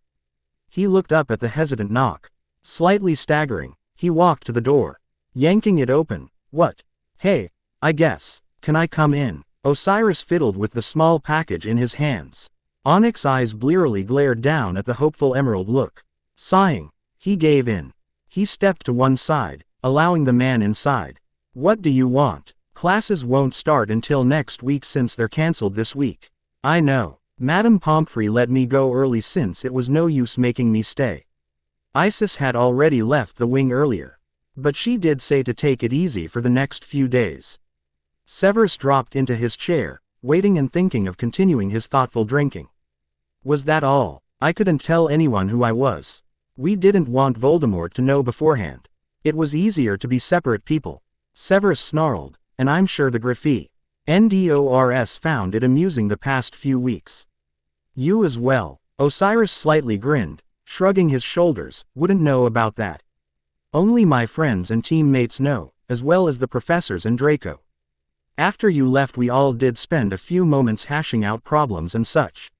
Without warning, Osiris planted himself in the slightly drunk potion master's lap, shocking the man as well as silently hoping. I still stand by what I said before, that hissing of yours would do better in the bedroom. We can always have a try. Onyx's eyes peered into the gaze before him, searching. Then Severus gave up. He couldn't find anything discouraging the truth in the mage's eyes, at least his hazy mind refused to think for the night. You should be resting. Brows raised, but I'm comfortable. He uddled closer into the dark man's embrace. Severus suddenly stood, shoving the man from his lap. Sneering down at the pouting mage, though his eyes glittered with amusement. You, war mage, will remain in bed as told. I will not have anyone invading my privacy just to check on you. Nor will I have that snapdragon of a Mediwitch breathing down my neck. Grabbing the speechless man by his hands, Severus hauled the willing body into his bedroom. Undress and get in the bed. That should be something you Gryffindors understand. Though you never were one to follow orders. Osiris quickly stripped to his boxers and slipped between the dark blue silk sheets. I can too follow orders, especially when they seem quite interesting. Seconds later, a warm firm body pressed against Osiris. A low murmur caused the mage to whimper. Cheeky brat, I do hope you plan on sleeping before I shove one of my potions down your throat. Severus carefully watched the young man open his mouth, swiftly covering it with his. Second later, when the need for air became great, they parted. Severus, you can call me what you will. The man hummed against the exposed throat. Then I call you mine, Harry. Slowly, dragging out the unused name caused the mage to melt. Hours later, a still-awake Harry Potter swore to rehash this night in the morning with a truly sober and snappish professor, as well as hand over the rare ingredients promised to the man. Staring down at the sleeping male, Harry couldn't help but feel finally at home. Even if he feared the explosion the new dawn would bring when Severus remembered the revealed secrets, as well as the others who were patiently waiting for their turn to tear into him.